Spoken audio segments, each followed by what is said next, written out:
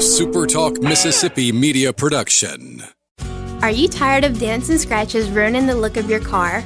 Look no further than Porter's Body Shop in Brookhaven. Call us at 601-833-1861 or visit us online at portersbodyshopms.com. I know the human being and fish can coexist peacefully. So much has changed since Bush. When we had Bush, there was, I believe, something roughly around 2 genders, and now there's a couple thousand. I would have loved to watch Bush have to relate to this stuff, right? The Marlboro cowboy guy, you know. I just want to say I support everybody. I support everybody within the LJ23, the 4th. No. Look, I respect the HGTVs. I'm down with OPP, you know me. The PB&Js, the BLTs, these are delicious people. My cousin's translucent. Oh, yeah. Good morning, Mississippi.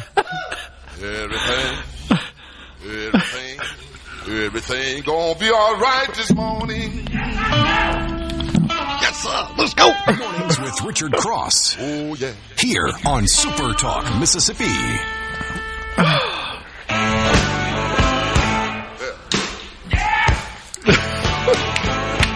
I was a young boy, at the age of 5, my mother said I was gonna be the greatest man alive. How am I supposed to do radio after that? Yeah, that's what I was thinking when I put that together for you, buddy. There is no way I can follow that. My cousin's translucent. Yeah, my cousin's translucent. They're delicious people. Holy cow, that was funny. Good morning and welcome to Mornings on SuperTalk Mississippi. Dave Hughes here, and in the booth, my buddy and chief show saboteur, yes, Lance Tolbert. How are you this morning, man? I'm doing great. Got a great night's sleep, missed dinner, and as I was explaining to you on the way in, I bought a 4-pound breakfast sandwich. I've never seen one as big, and it is delicious. So I'm feeling good about myself on this Friday. How about you, Dave? Oh, yeah. Well, I can't top the 4-pound breckfast sandwich. I had Little Debbie's cakes, but still, I'm envious. I didn't know what I was getting into until I was like, "What is that? Is that a croissant?" And she goes, "Yeah, baby, that's a croissant." I said, "Oh, you're gonna have to give me that one." And then I picked it up, and it was like 4 pounds. I think it has 3 patties on it and about 4 eggs. So, living right today. Now I know my new breakfast spot on the way to office if I need something. Very, very nice. And now you're set for the day. Well, I told you, if I would have had enough time, I would have. She brought out this big tray of grits. And I said, honey, that is how a tray of grits is supposed to look. That's got like 4 industrial sticks of butter. And you and I were laughing. It's not like Land O'Lakes. It's the butter with a white box that just says butter on it. And it's about the shape of a brick. And there are about 4 of those in there. And I was like, man, I wish I had time to eat a belly full of that. I'd have to take a nap. But good morning, Mississippi. I hope I made you hungry this morning. If you cannot hear your arteries hardening as you're eating it, it's not a good breakfast. Yes, yeah. No way. I feel like I'm going to have to go on about a 5-mile run as soon as I get out of here today. But, hey, such is life, right? Hey, it could be a lot worse. And that is a good way to start the day. And, despite it being a marketing campaign back in the day that brought the phrase about, breakfast still is the most important meal of the day because it sets the tone. Yes. It's not even a nutritional thing. It sets the tone for your day. If you have a 4-pound croissant sandwich, you're in a good mood. Yes. It gets you motivated. And we have plenty to tie up for you on this Friday, right? I mean, it's always with this administration and with people like Gavin Newsom, you just never run out of news, do you? No. Did you see Gavin's podcast interview? Any of that? I caught a little clip or 2 of it. Yeah. He was actually he's trying to pivot. Yeah, I think they put a Neuralink in or something. He was being controlled from the mothership. ASDF JKL semicolon.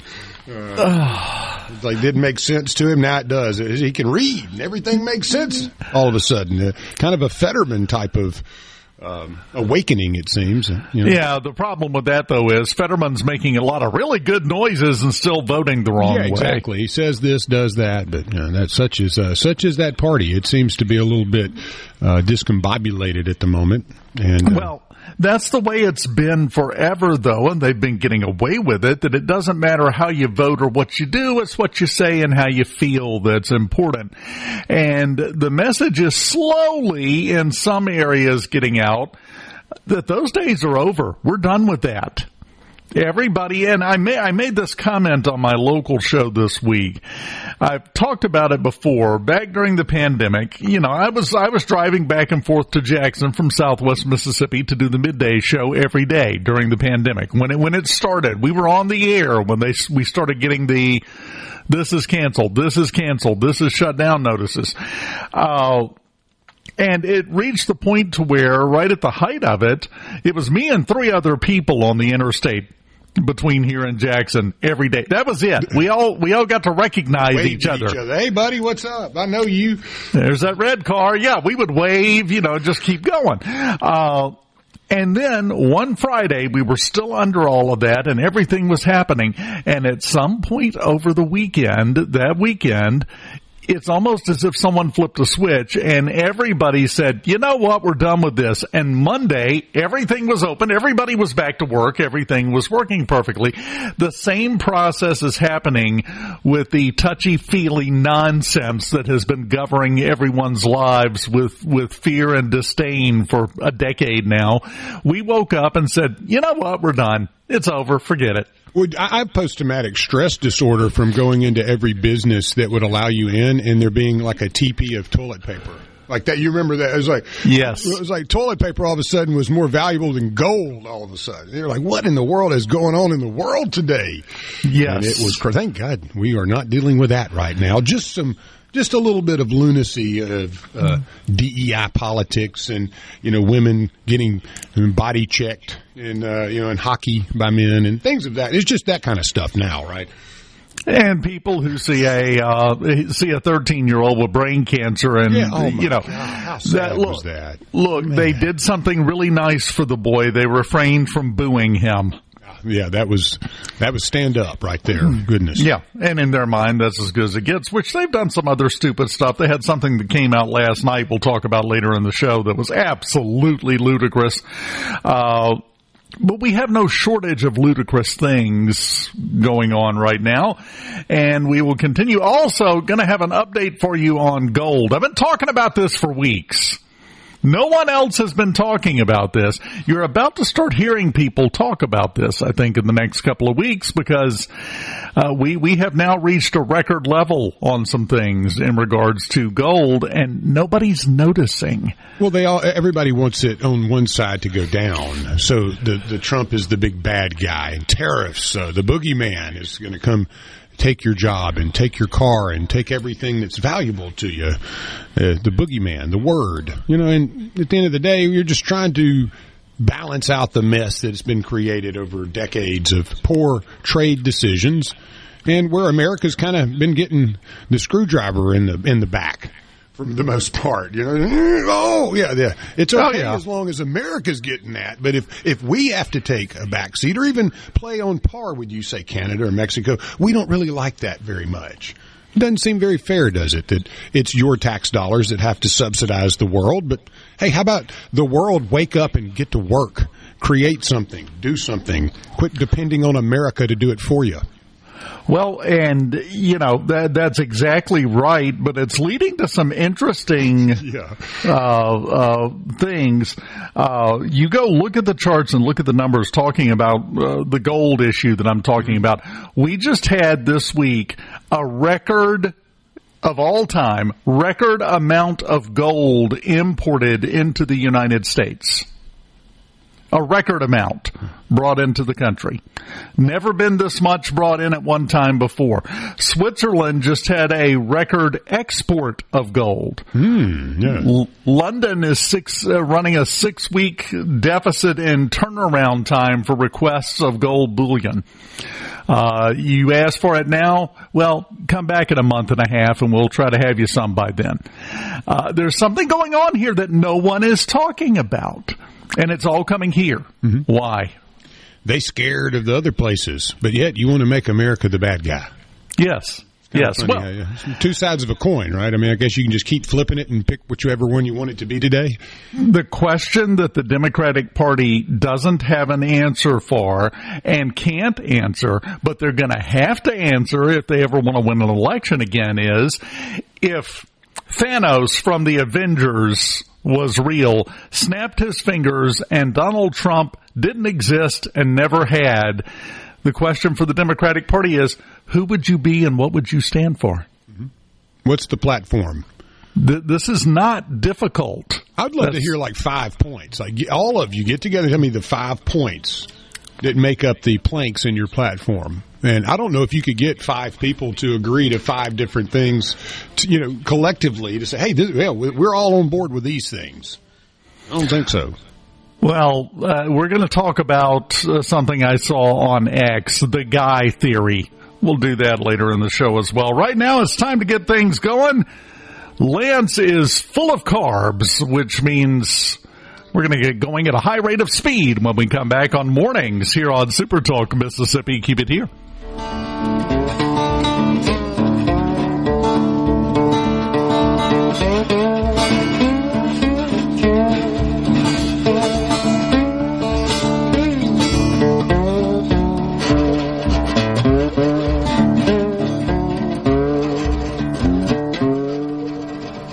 From the Venable Glass Traffic Center, I'm Patty Steele. Venable Glass has 2 locations in Richland on 51 North and Brandon at 209 Woodgate Drive, Crossgates. Locally owned and operated with free mobile service for you in the Tri-County area.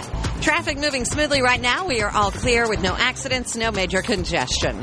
This traffic is brought to you by River Trust Federal Credit Union. Call today and take advantage of their limited time share certificate special. A 4.22% annual percentage yield on 30 and 60 months. Federally insured by the NCUA.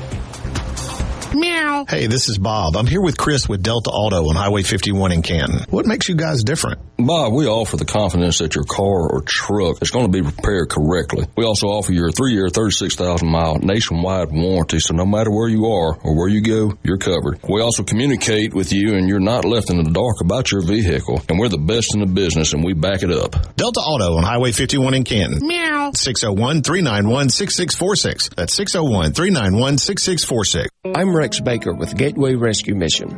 This world is a crazy, mixed-up place. Most of that is out of my control. But at Gateway Rescue Mission, we do what we can control right here at home in Mississippi. We offer a meal when someone is hungry, a warm bed at night, help for someone struggling with an addiction. In doing so, we try to make our little corner of the world a better place. Look us up at www.gatewaymission.org. At Key Constructors, our mission is to build a legacy that will stand the test of time through hard work, dedication, and pursuing excellence. Key Constructors is a heavy civil construction company, a leader in the bridge construction world. Our goal is to provide a positive work environment for you to grow personally and in your career. We are proud of who we are and what we do, making it happen one bridge at a time. Come join our team of Black Label Bridge Builders. Check out Key Constructors on Facebook and other social media platforms and keyconstructors.com. Get that yard cleaned up with help from Bad Boy products from Woods Equipment, the lawnmower store. Woods Equipment is a Bad Boy diamond dealer and are the largest Bad Boy dealer in Central Mississippi. Check out all the Bad Boys like zero-turn mowers, tractors, UTVs, and more at Woods Equipment's new larger location at 5023 Highway 80 in Pearl. You can get 0% interest and payments as low as $84.68 per month. Check them out at woodsequipmentinc.com or, as Mr. Alvin says, come on down and let's make a deal. During tax season. To Talk, middays with Gerard Gibbert. Weekdays here on Super Talk, Mississippi. Morning. Good morning to you there. Okay, up and at 'em. Start your day right. Mornings with Richard Cross on Super Talk, Mississippi.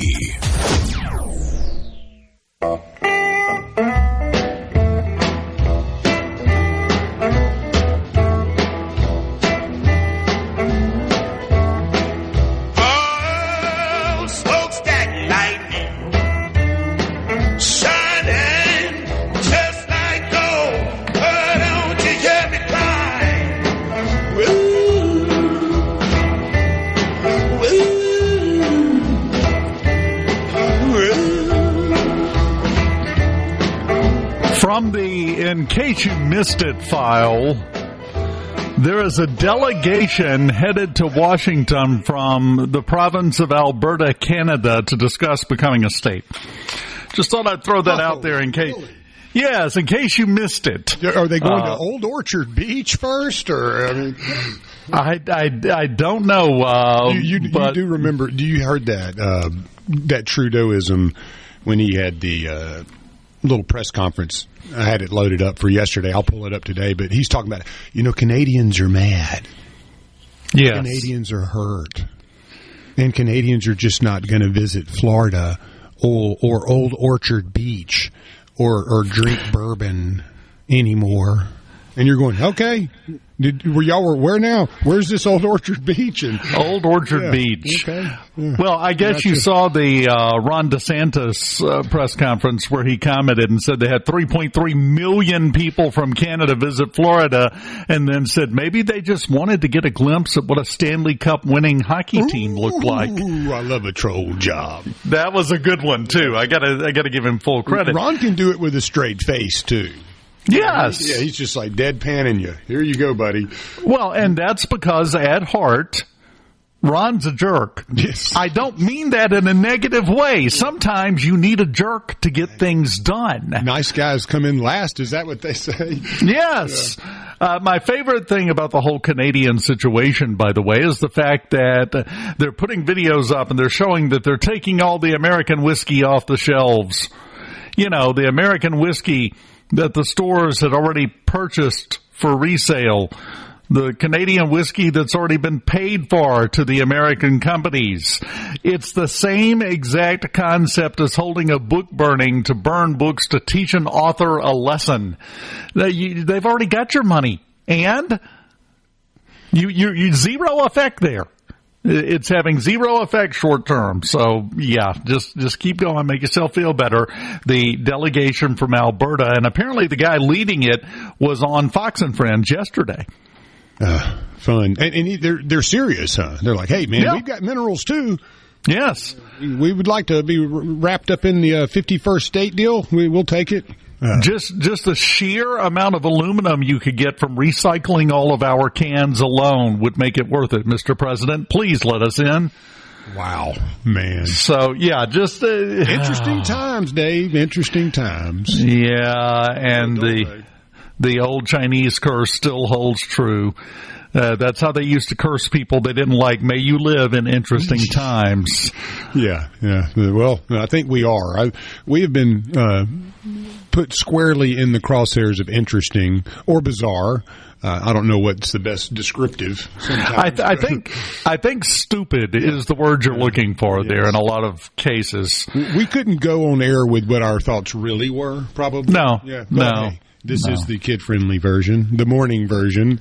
But yeah, I mean, it's fun to know that so much is being done. So many things are in the sight of what needs to be fixed, and you have someone, a leader, that has the wherewithal, the support generally, and administration behind him this go around that seems committed to getting things done, like Gabbard and Hegseth and Vance all down in the border, flying around, looking at things, the Eagle Pass, and it's amazing what, like Donald Trump said the other night in the joint address, we didn't need a new Congress, you just needed a new president. That was a great line. He had so many great lines. The Pocahontas one, I about flipped out. I was drinking a beer, and I almost came out my nose when it panned over to Pocahontas, and she was pretty upset about that. I was like, wow, man, we are living in interesting times. Her jaw was clenched so tightly while she was forcing herself to applaud the comment. Yes.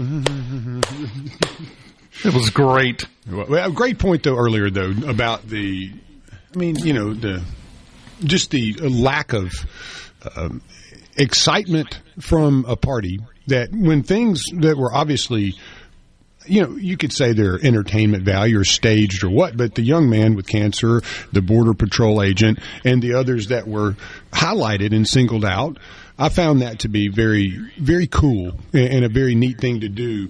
That Trump seems to be very supportive, and he wants to really bridge that lack of communication, maybe that disengagement from the American people that seems to have gone on for so long, and bringing people into the fold. And I found that to be very heartwarming. And then you looked at half the audience, and they were just absolutely upset.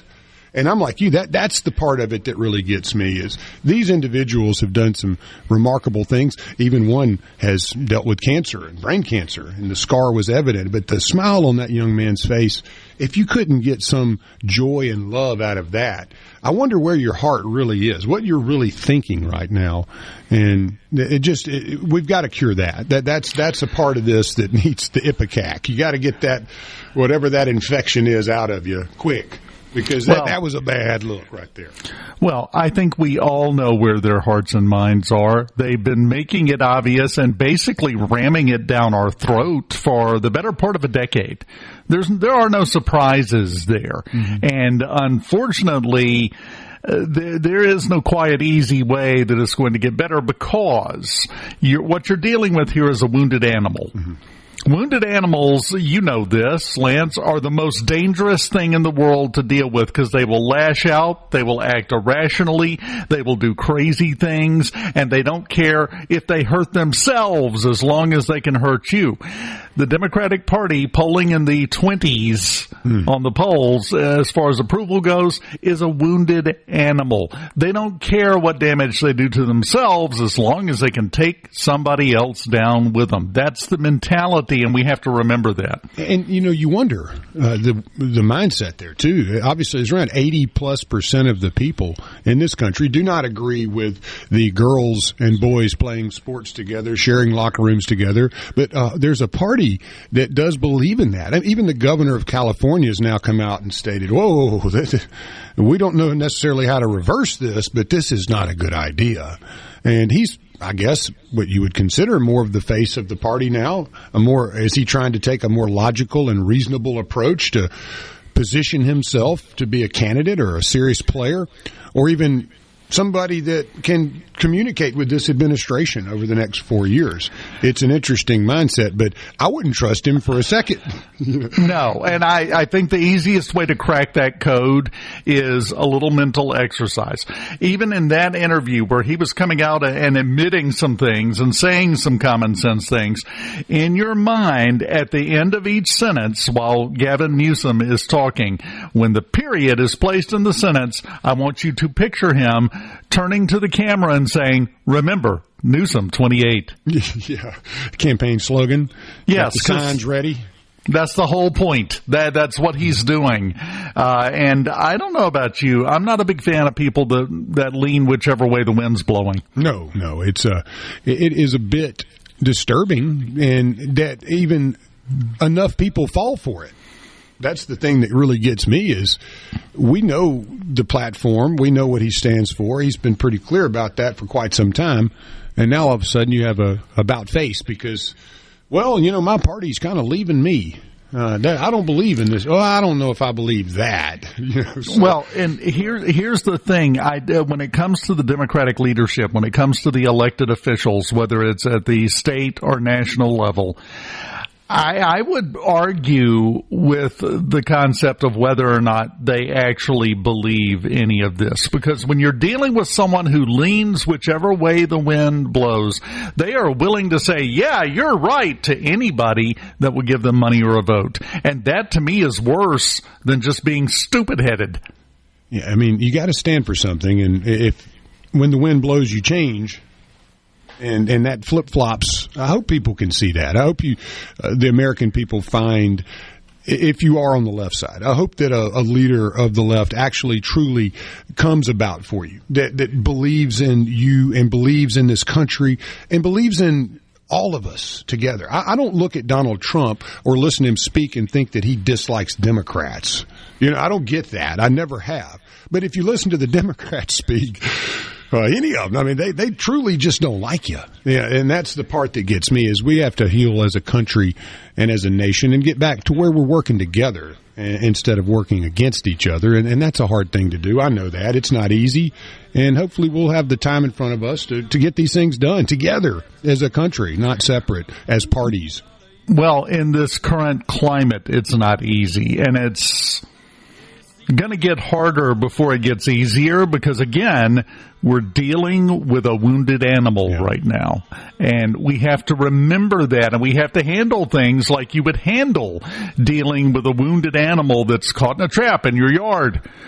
How do you deal with it? You don't just run up and yell at it. That's not going to have a good result.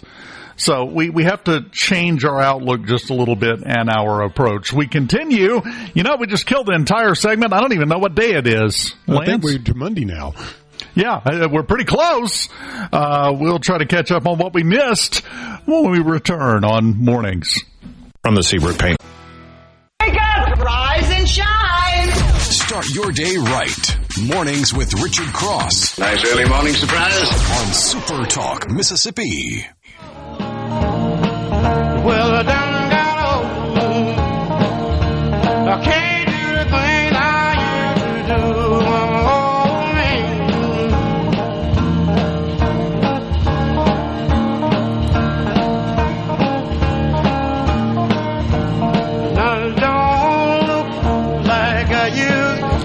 Welcome back. Super Talk Mississippi Mornings on a Friday morning.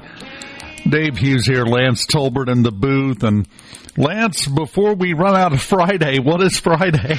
Yeah, we have a few things going on today. Friday is Crown Roast of Pork Day. It's the pork that it has the ribs in it, and you stick them up, and then you tie it up with twine, and you season it up real good. It's something you would see on, like, what is that, Downton Abbey. That's like a breakfast for them, with tea and stuff and crumpets. But it looks delicious, so you get to celebrate that today. It's also Cereal Day, so break out your favorite cereal this morning. And yes, grits with 4 sticks of butter is cereal, so you can go with that if you want. A few birthdays, not a whole lot of them though. I'm going to mention Bryan Cranston. He's in everything, so 69. I forgot he was even in Saving Private Ryan. I mean, I was like, oh yeah, I forgot about that. You had Jenna Fisher, 51, Blades of Glory, The Office fame, and Rachel Weisz, The Mummy, or several of the mummies.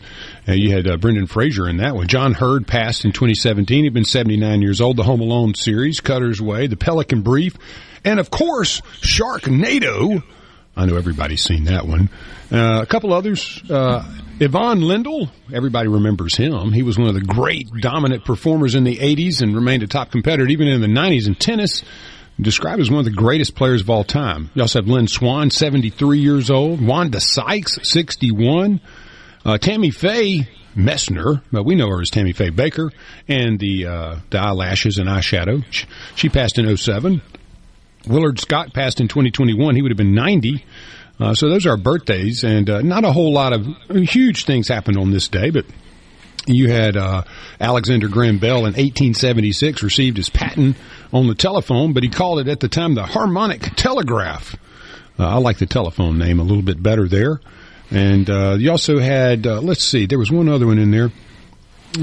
Magic Johnson in 96 got his 10,000th career assist on this day, and also Texas Governor George W. Bush and Vice President Al Gore. My daddy says I was the smartest person in the whole world, and I invented the Internet.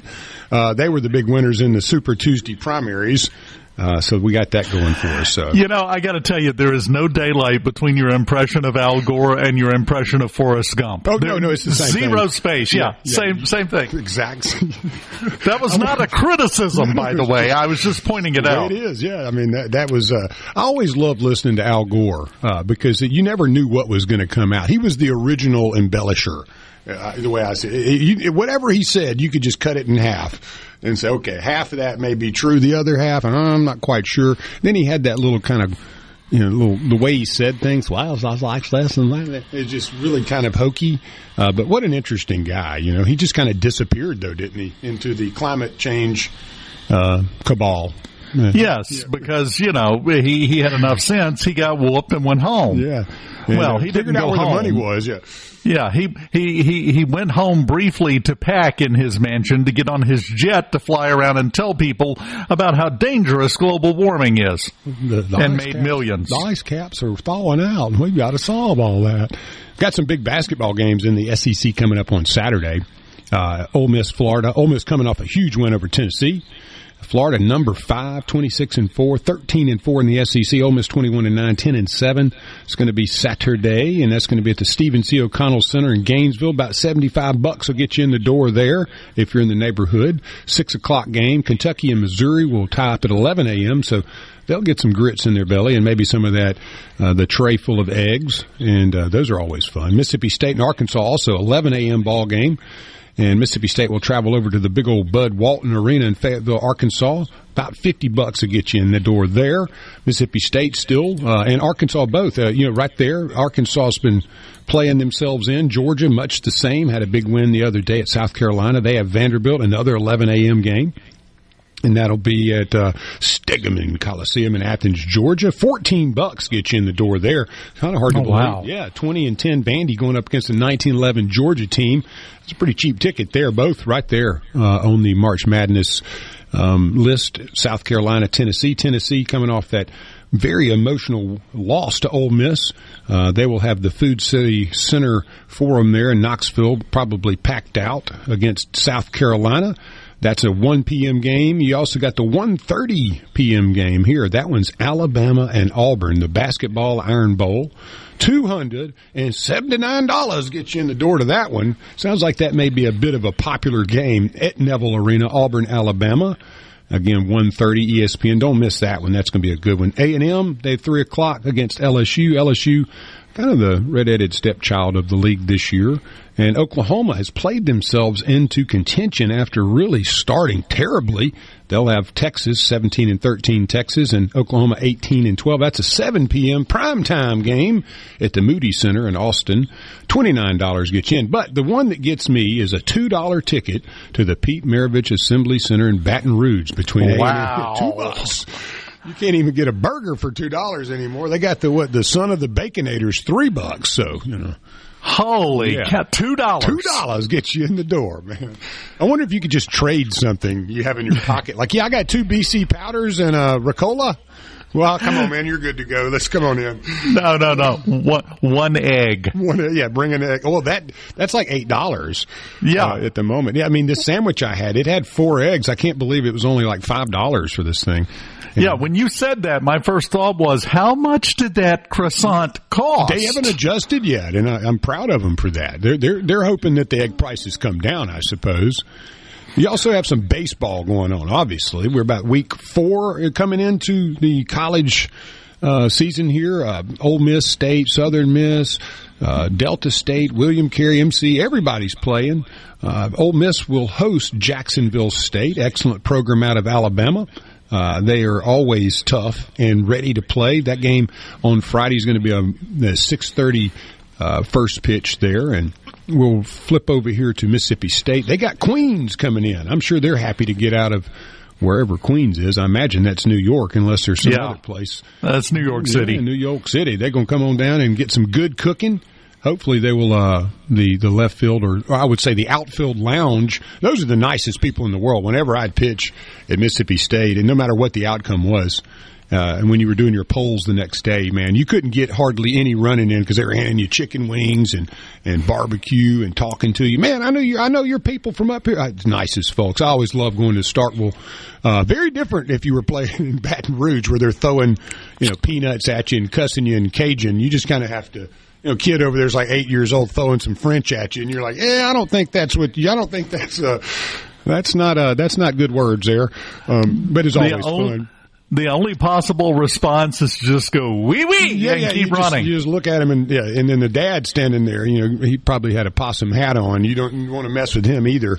They eat people like us. Well, and I'll tell you, rule of thumb from a guy who married a Cajun woman. Yeah. Okay, never react until she goes back into English. Right, yeah. That you don't want to get involved in that.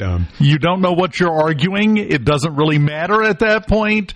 Once the English comes back and things calm down, you're good to go. Well, Southern Miss will tie it up, and they have UNCW at Pete Taylor Park. Their first game will be 6 p.m. today, Friday. And also Delta State Let me scroll on down. That one reset on me. Delta State has got a postponed game that was on Tuesday. They'll redo that one at some other date. But they got Christian Brothers University out of Memphis. They will be going to Memphis 2:00 today, Friday, and then our boys down in at William Carey. The lady basketball team had an amazing season. Finished not quite how they wanted to, losing to Blue Mountain after they'd beat them twice. But the boys in baseball, they're back. 10-2 at home, 15-4 overall. Have a big weekend planned for William Carey and the Crusaders. They had a midweek game against Louisiana State University of Shreveport canceled. That was to be in Hattiesburg, but they got Point University. Point. I guess it's on a point somewhere, and they got like a pelican head as their mascot. So I imagine they're on a point somewhere, and there's pelicans and water. But they'll be coming to Hattiesburg 2:00. And William Carey will be playing those guys. That is a conference game for the Southern States. And good luck to everybody that is tying it up today. Hopefully the weather will be great for you all throughout the weekend. Everybody can get some hot dogs and popcorn and watch some great baseball. And get ready for March Madness because it's a coming too. And I think, let me make sure here. I have one other thing on the ladies' side to cover, get that out of the way. SEC women's basketball, big stuff going on. On the Thursday, we had a bunch of games. Oklahoma 70-52 over Georgia. Vanderbilt 84-76 over Tennessee. 63-61 Florida over Alabama. And Ole Miss beat Mississippi State by 12. 85-73. And I believe that was your first round of the tournament there. So that's our sports for you today. Why would you bring up the weekend weather forecast while talking about baseball? We're not trying to depress people here. Yeah, you want to get them in. These early games are so important to get in. Everybody needs some work. And the one thing about baseball is, as Dixon will say, you never know what's going to happen on a 3-game weekend. I know that parts of the state, a big chunk of the state tomorrow has anywhere from an 80 to 100% chance of rain, so they make it work in rolling the tarp out. The tarp's always fun. I hated that duty. It's like, no, I gotta go back here for a minute. Yeah. When we come back, gotta go hit the email, and then it's time to find out how rich you are. Don't look at me like that. We'll do it next. From the Venable Reaching across the state and across the aisle. Mornings with Richard Cross on Super Talk, Mississippi.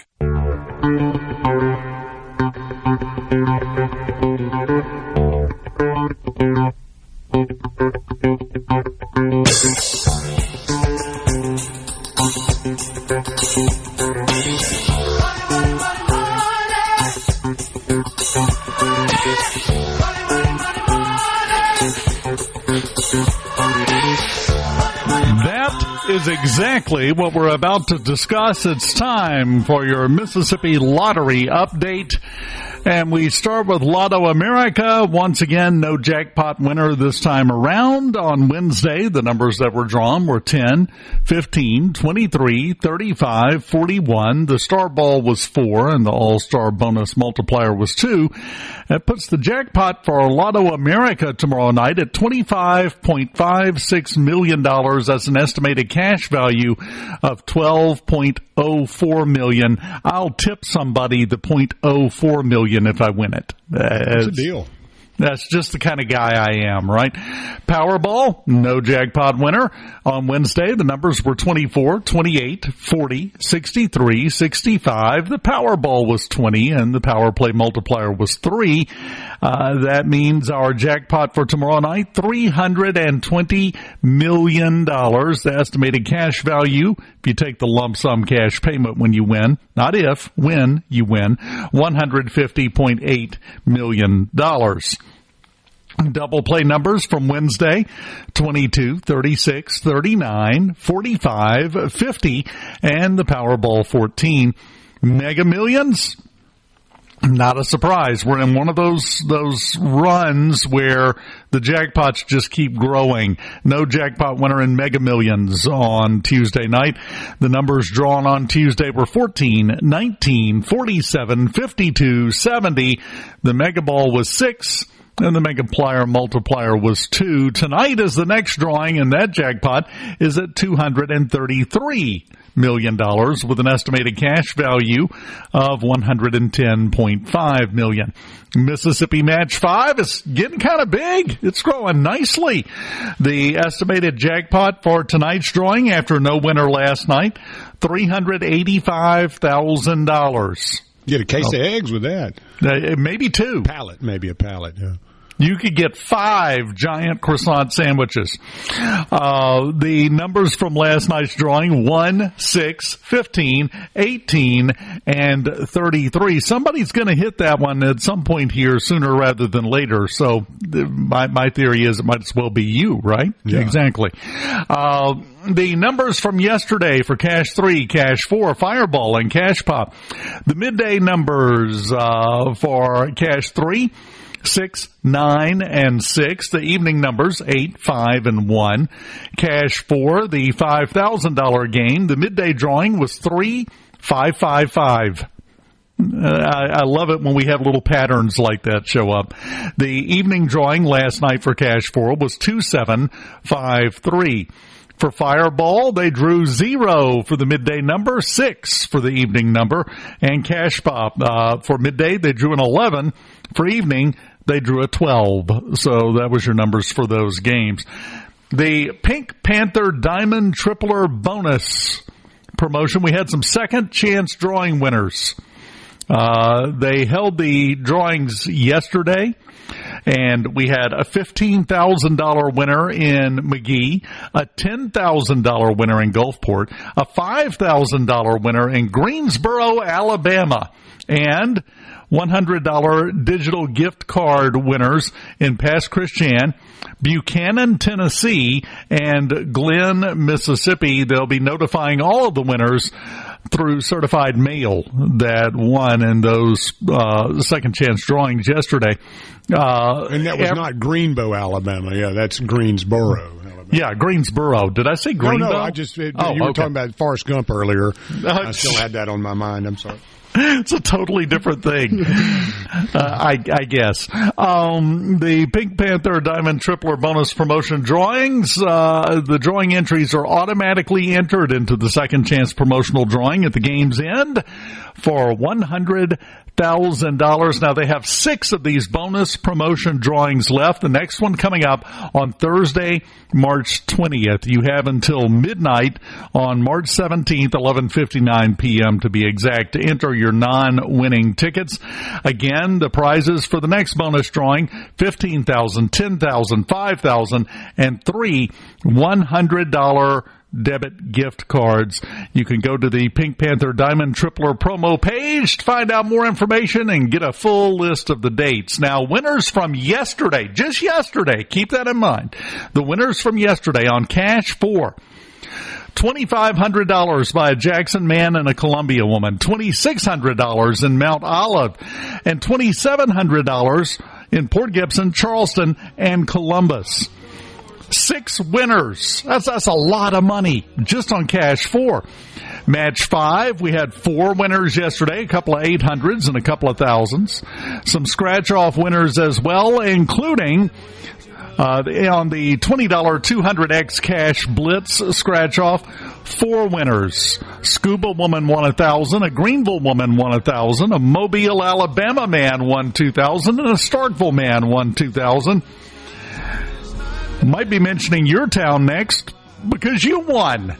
As long as you go get your tickets with the Mississippi Lottery. We've got Fox News, Super Talk, Mississippi News, and then hour number 2 of mornings on this Friday morning here on Super Talk Mississippi. Keep it here.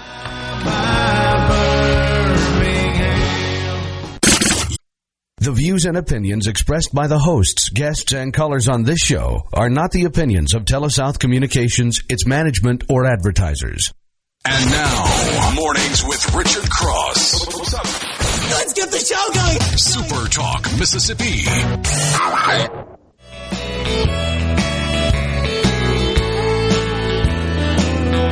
Well, now, when I walked in, I can't even begin to describe just what I smell. Lord, was it the catfish bait or something hands on the shelf.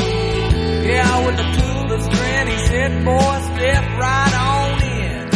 Make yourself right at home. I said, no, thank you, man. Just a 12-pack of cans, and I'll be good to go. Apparently, Lance woke up this morning and chose the personal mission to make everyone as hungry as possible for 3 hours. If you like pickled eggs and beer bait and ammo, Kevin Fowler has you covered on that. I'm just saying, there seems to be an agenda at work here. I did not get my allotment of food and beers yesterday. I went to sleep early, trying to be responsible. I knew I had my hands full with Dabi Hughes this morning, my guy, and I did eat though, and but yeah, I love that song because it's kind of obscure. Beer bait and ammo. It's kind of the places I like to shop.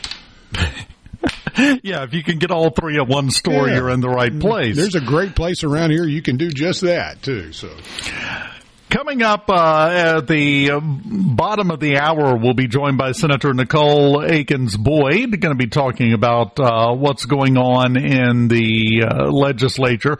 Had a big deadline. One thing that did not cross that deadline, did not pass it. It's dead now. I'm not sure it's dead. You know how that works. But House Bill 994, that's the one we had Agriculture Commissioner Andy Gibson on. I think he was on middays yesterday talking about. That was the bill to authorize the entire debacle, in my opinion, with the cell phone tower, moving it to the state fairgrounds. That one apparently did not come out of committee yesterday, so I think that one's done for now. We'll talk more at the bottom of the hour with Senator Akins-Boyd and get her taking a lot of stuff. What? Oh, no, I'm just laughing because one of our listeners sent an amazing image. It says, well, after all the ruckus, here's what they found when they opened Fort Knox, and it's literally hundreds of cases of eggs stacked up on we're headed in the direction that could be more valuable than the gold, honestly. Don't want to skip this, by the way. Lance, a little piece of business here. This hour of mornings brought to you by MWG Employer Services.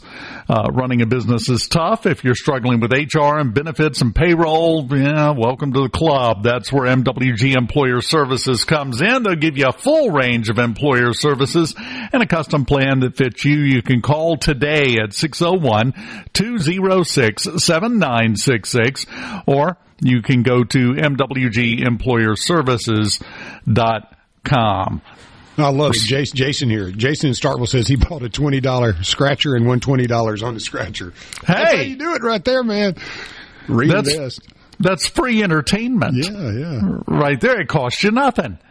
You put 20 in, you get 20 out. You killed a couple of minutes, enjoyed yourself, and had that greatest of treasures available to humanity, hope. Yeah, hope is great. Yeah, it can lead you astray or keep you on the right path, right? Another good one. The Tiger fans at home from Rhett and Ridgeland are terrible. $2 ticket before the game starts. They'll be paying you to go to that game, I think. So. It's just going to be free vouchers. They're going to be handing them out like when the smaller circuses come to town and they have stacks of free tickets in all the convenience stores. It'll be that, except it'll be for LSU. Well, I mean, I'm working on a pair like Nutra socks. Maybe that would be a good giveaway. Yeah. Get a free pair of Lance's Nutra socks with every human being coming through the door today. Made with genuine swamp rat pelts. Oh, I got to have a pair. What made me think of it was, the article. It was about a week or so ago talking about the North Koreans that were confiscating the dog fur-lined jackets from the rich people in North Korea, and it goes on to say that rich person's jacket cost them $50 for a dog fur-lined jacket. And I'm going, man, we got a lot of Nutras around here. Maybe I can make some socks out of that or something. Let me just say, Disney did an entire movie about somebody making jackets out of dog fur. They were not the hero of the story. I just want to point that out. North Korea is not the hero either, right? I don't know if you saw the press conference yesterday. Doug Burgum, the Secretary of the Interior, was in Plaquemine Parish, Louisiana yesterday. Yeah, you got to be from south of Jackson, like Macomb area, to know how to say Plaquemine Parish the right way. Yeah. Well, I've been forced to learn almost or you'd be saying Plaquemines and stuff like I used to know. That's not how you say it, is it? Yeah, no. It's just like getting anybody anywhere on planet Earth and asking them to pronounce Kosciuszko. Kosciuszko. Yeah. Kosciuszko. I love you hear the people saying Yazoo and all the different wonderful names we have. They butcher it so bad. You know they're not from around here.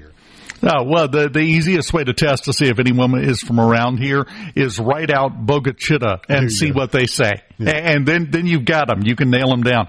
Anyway, Burgum was in Plaquemine Parish yesterday down on the coast of Louisiana because they had a German tanker pulled up to the port. Actually, while they were giving the press conference, they were standing in front of it, gestured over their shoulder and said, "This tanker behind us is from Germany. They're filling up on liquid natural gas. They're going to take it back. This one tanker will keep 100,000 homes powered in Germany for a year." Wow. Yeah, we've been burning that stuff off the top of the oil wells for generations. Yes. Riding through the, down in South Louisiana and East Texas, and you see the big fire off the top of one of those furnaces. You're like, what is that? Back when I was learning these things, oh, that's natural gas. Oh, really? We don't need that? Nah, can't got no use for it. Now you can liquefy it and sell it. But the thing that you have to remember is this all ties into Ukraine because Germany had been buying its liquid natural gas from Russia. Yep. A lot of it, too, apparently. Yes, they chopped that off, and apparently that was the first of many tankers that are coming to Louisiana to load up and go back to Germany, to the point to where L.A. Natural Gas Company at the same time announced yesterday they are doing an $18 billion expansion to their business in Louisiana. Ooh. With a B. With a B. Yeah, with a B. That's a lot of money to invest, and that's because this goes back to something you and I were talking about last hour and we've mentioned before. There's a lot of uncomfortableness right now. If you don't believe me, go look at the stock market. I take that advice back. Don't do that. I like you. I don't want your blood pressure that high. But there's a lot of short-term pain. But there is an overall positive effect and end game that we're working towards here.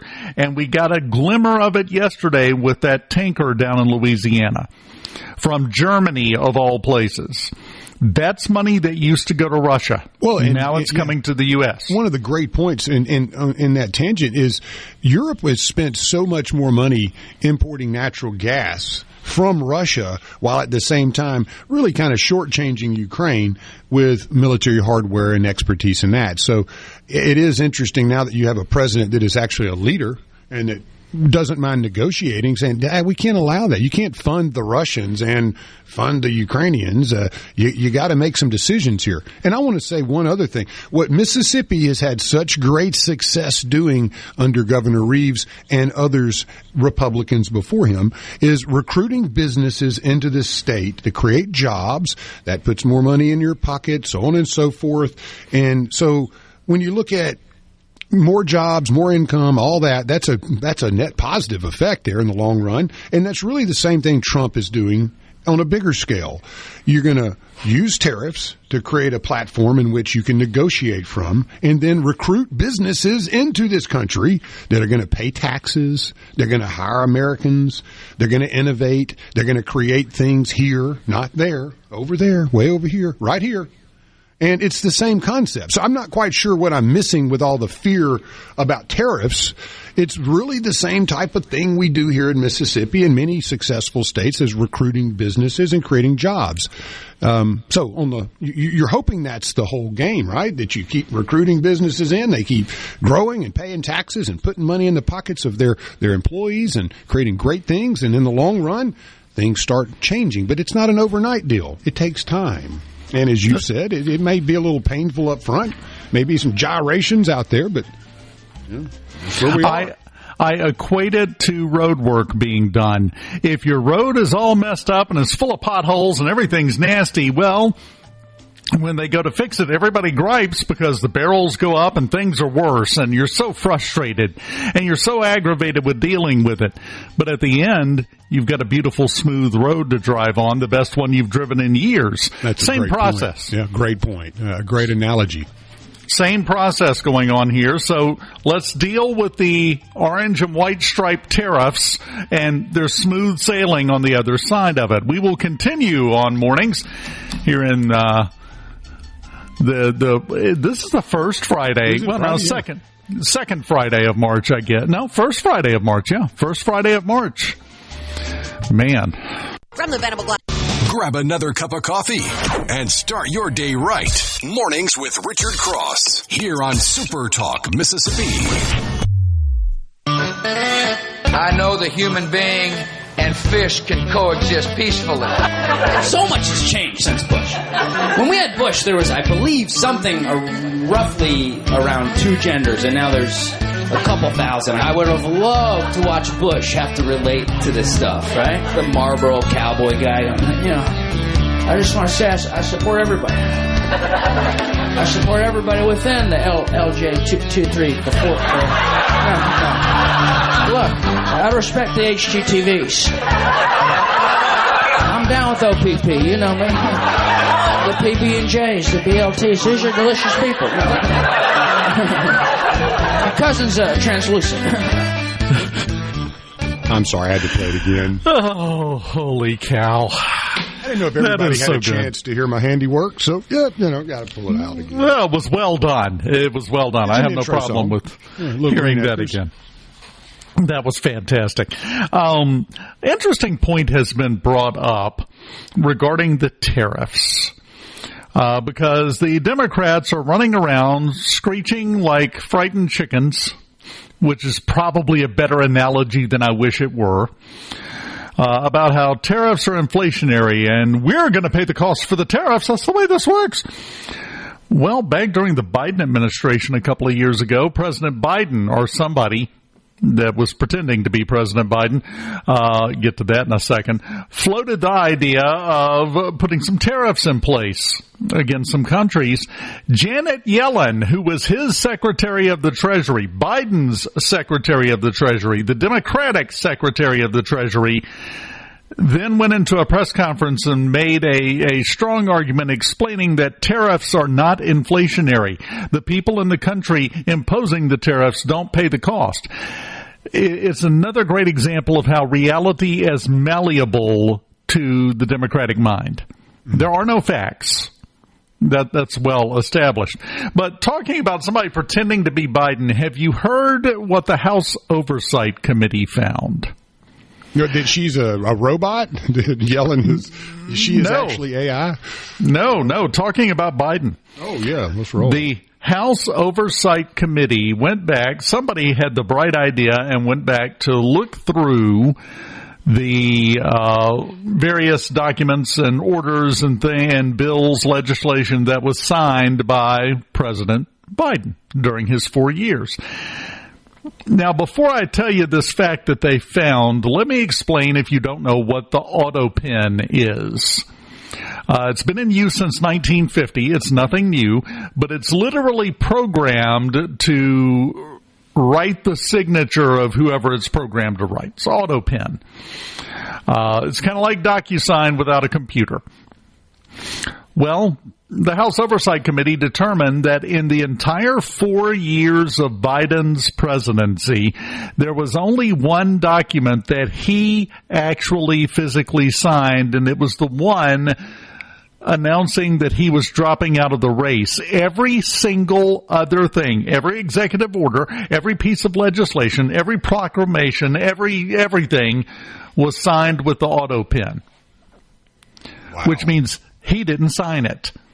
So now the thrust of the House Oversight Committee is they're investigating this because there are some on the Oversight Committee that are saying if this was auto pen and he didn't even know his name was being signed on it, all of that is null and void now. That would make sense, yeah. There was President Bush. He had a study done about whether or not it was legal to use the auto pen to sign important things for the president. They got started using it, for example, in the 50s. The whole reason it came about was, all of the Christmas cards they send out every year signed by the president. Well, that would do it. They would load them all in the auto pen, and the auto pen would sign his actual signature on it. It was never intended for legislative use when they started it. Now that it has come out and we're starting to see more and more that there was an unelected shadow group of bureaucrats who were actually making the decisions in the Biden presidency while he was sitting in the corner going, I really like ice cream. Vanilla's my favorite. Who was making the decisions? If you recall, who was it? Was it Tucker Carlson that had the interview with Biden? I don't think it was Tucker, but it was somebody had an interview with Biden and said something about the legislation, calling back to last segment, that restricted liquid natural gas production. And Biden argued with him and said, I didn't sign any such thing. We didn't do anything like that. I said, yes, you did. You signed it. Your signature is on it. He said, no, I didn't sign that. I think he was telling the truth. I can't imagine the weirdness that was going on in that administration. This is kind of the stuff you knew was happening, but now you're actually getting real truthful knowledge, and a president going, hey, I didn't sign that. Well, who did? Right. Who is in charge? Who loaded it into the auto pen and hit the button to make it sign his signature on there to make it officially legal, officially the law? Yeah, that's what we have to find out. Right. Is it the same person who left the blow in the bathroom? Is that the one that was running the government? Just curious. Probably. It's that same amount of oversight, obviously. Now, this has never been fully tested, the legality of using the auto pen to sign things like that. The opinion is right now that everyone's operated under this whole time. I think Obama was on vacation in Hawaii and they had to get something signed quickly, like a disaster proclamation or something. And they determined that as long as the president authorized its use, I'm not there. It's going to take me too long to get back there from Hawaii. I can't sign it myself, but I authorize you to go ahead and use the auto pen to sign my signature. That's my signature. And that in and of itself is fine. I'm not sure how you would prove that's what happened during the Biden administration.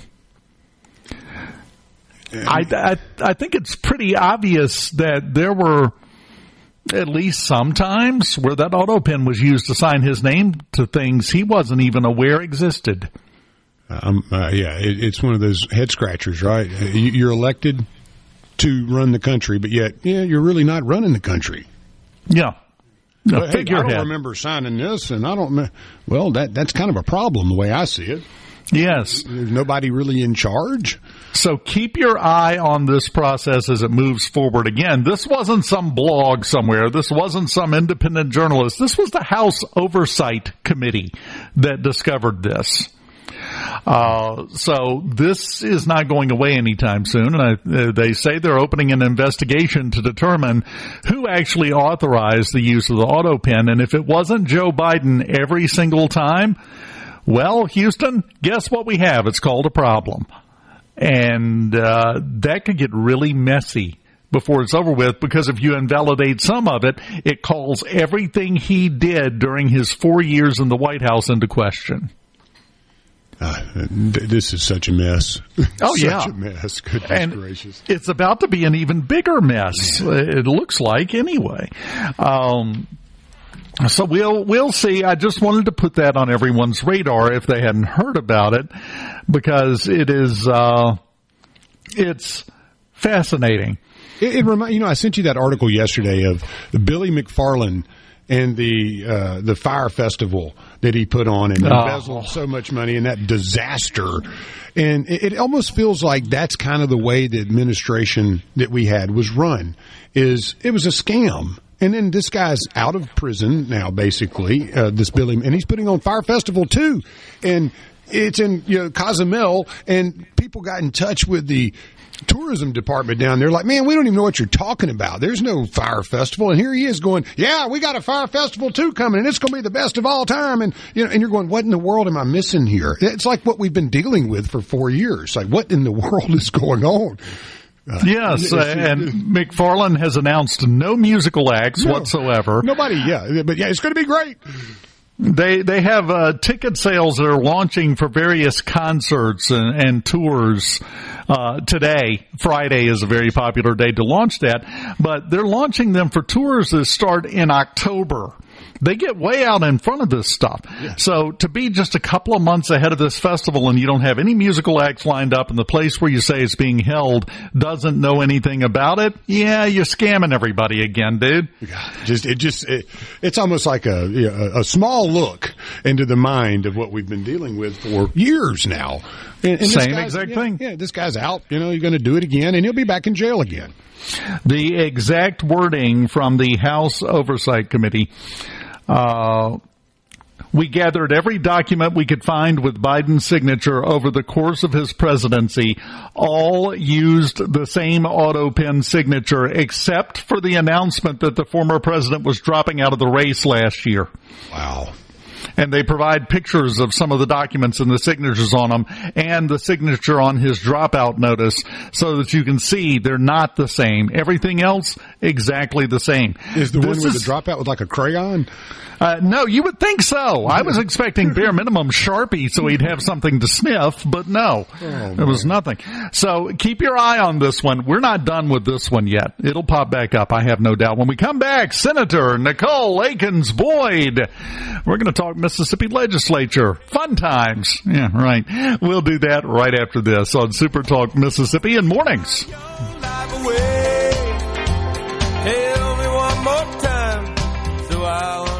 From the Seabrook. The Mornings with Richard Cross is brought to you by Covington County Hospital in Collins, where your health matters. Take a deep dive into the news and debates driving the day, all on your ride to work. Mornings with Richard Cross, Super Talk Mississippi.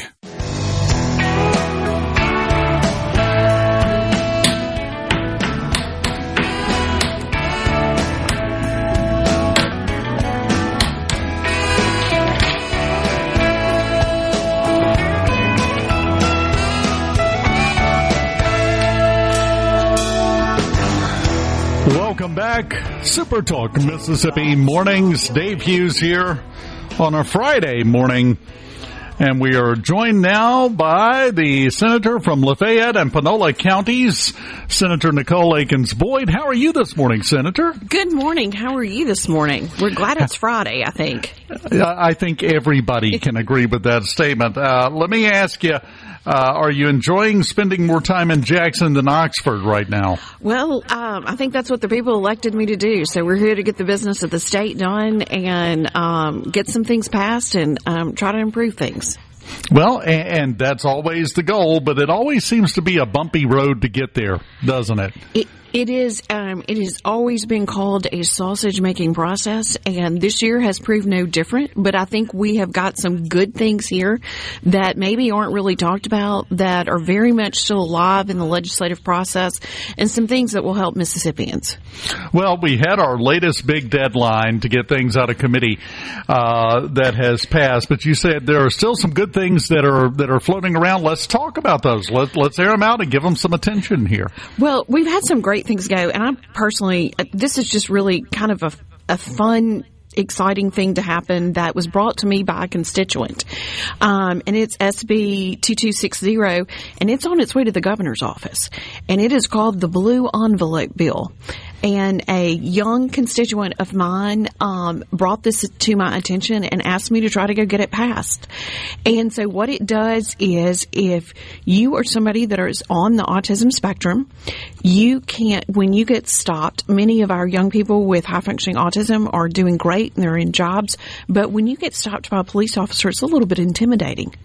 And sometimes those officers can read that intimidation the wrong way, and it can kind of make it look like it's they're trying to hide something or something like that.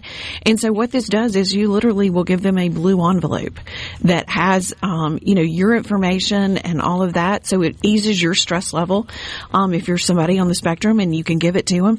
And then it helps law enforcement too. And so I have to thank Commissioner Sean Tyndall for embracing this. And my two transportation commissioners in the House and the Senate, Chuck Younger in the Senate and Steve Massengill in the House. And then on the House side, here's the thing about it is if you got a good piece of legislation, you always need to have supporters in the opposite chamber. And so Representative Lance Vardner and Representative Josh Hawkins did a great job over there. So we have moved that piece of legislation, and it hopefully is headed to the governor's office where he will sign it. So that's kind of a exciting thing for us. So, and see, this is my favorite kind of legislation, though. It solves a problem directly. It does. It does. It solves a problem and doesn't cost a lot of money to implement. And, the best ideals are from our constituents. So we're, that's really exciting, and an exciting young lady, Ellie Snyder, who brought that to us. So, really pleased to get that passed. So, and that's the other aspect I just want to talk about very quickly. You said it's a young constituent that brought this to you. It is so fantastic to see not only young people getting involved in the process, but getting involved in the process with good ideas. That's what we want to see and encourage, I would think. Absolutely. So that's when we were thrilled to work on this on both sides of the aisle, and really just kind of get it done. So it's on to the governor, so hopefully he will sign it, and we will celebrate that very soon. We've got some other good stuff out there too. One of the things that this summer, we did a number of task force this summer, and y'all heard us talking about it, and we came in here and talked about it. But workforce development, Senator Sparks led a study, and we really were looking at our workforce participation rates and why ours is one of the lowest in the country. And so one of the things that led out of that task force was Senator Sparks has a bill. It's called the One Door Policy, and it's still alive. And anyway, what it does is it really goes back to try to look at how we need to reform some of the things we do with employment security, some of the help that we give. One of the things they saw is that Utah has one of the highest labor force participation rates in the country. And what do they do differently there than we're doing in Mississippi? And so this is a bill, Senate Bill 2290, that would kind of see how that we modernize things and how that we get those helps from workforce development issues, whether it be at the Win Job Center or the maybe there's some additional services that are needed there, but how do we get people to work? And so we know that we have got to do a better job of that in Mississippi to really raise our economy.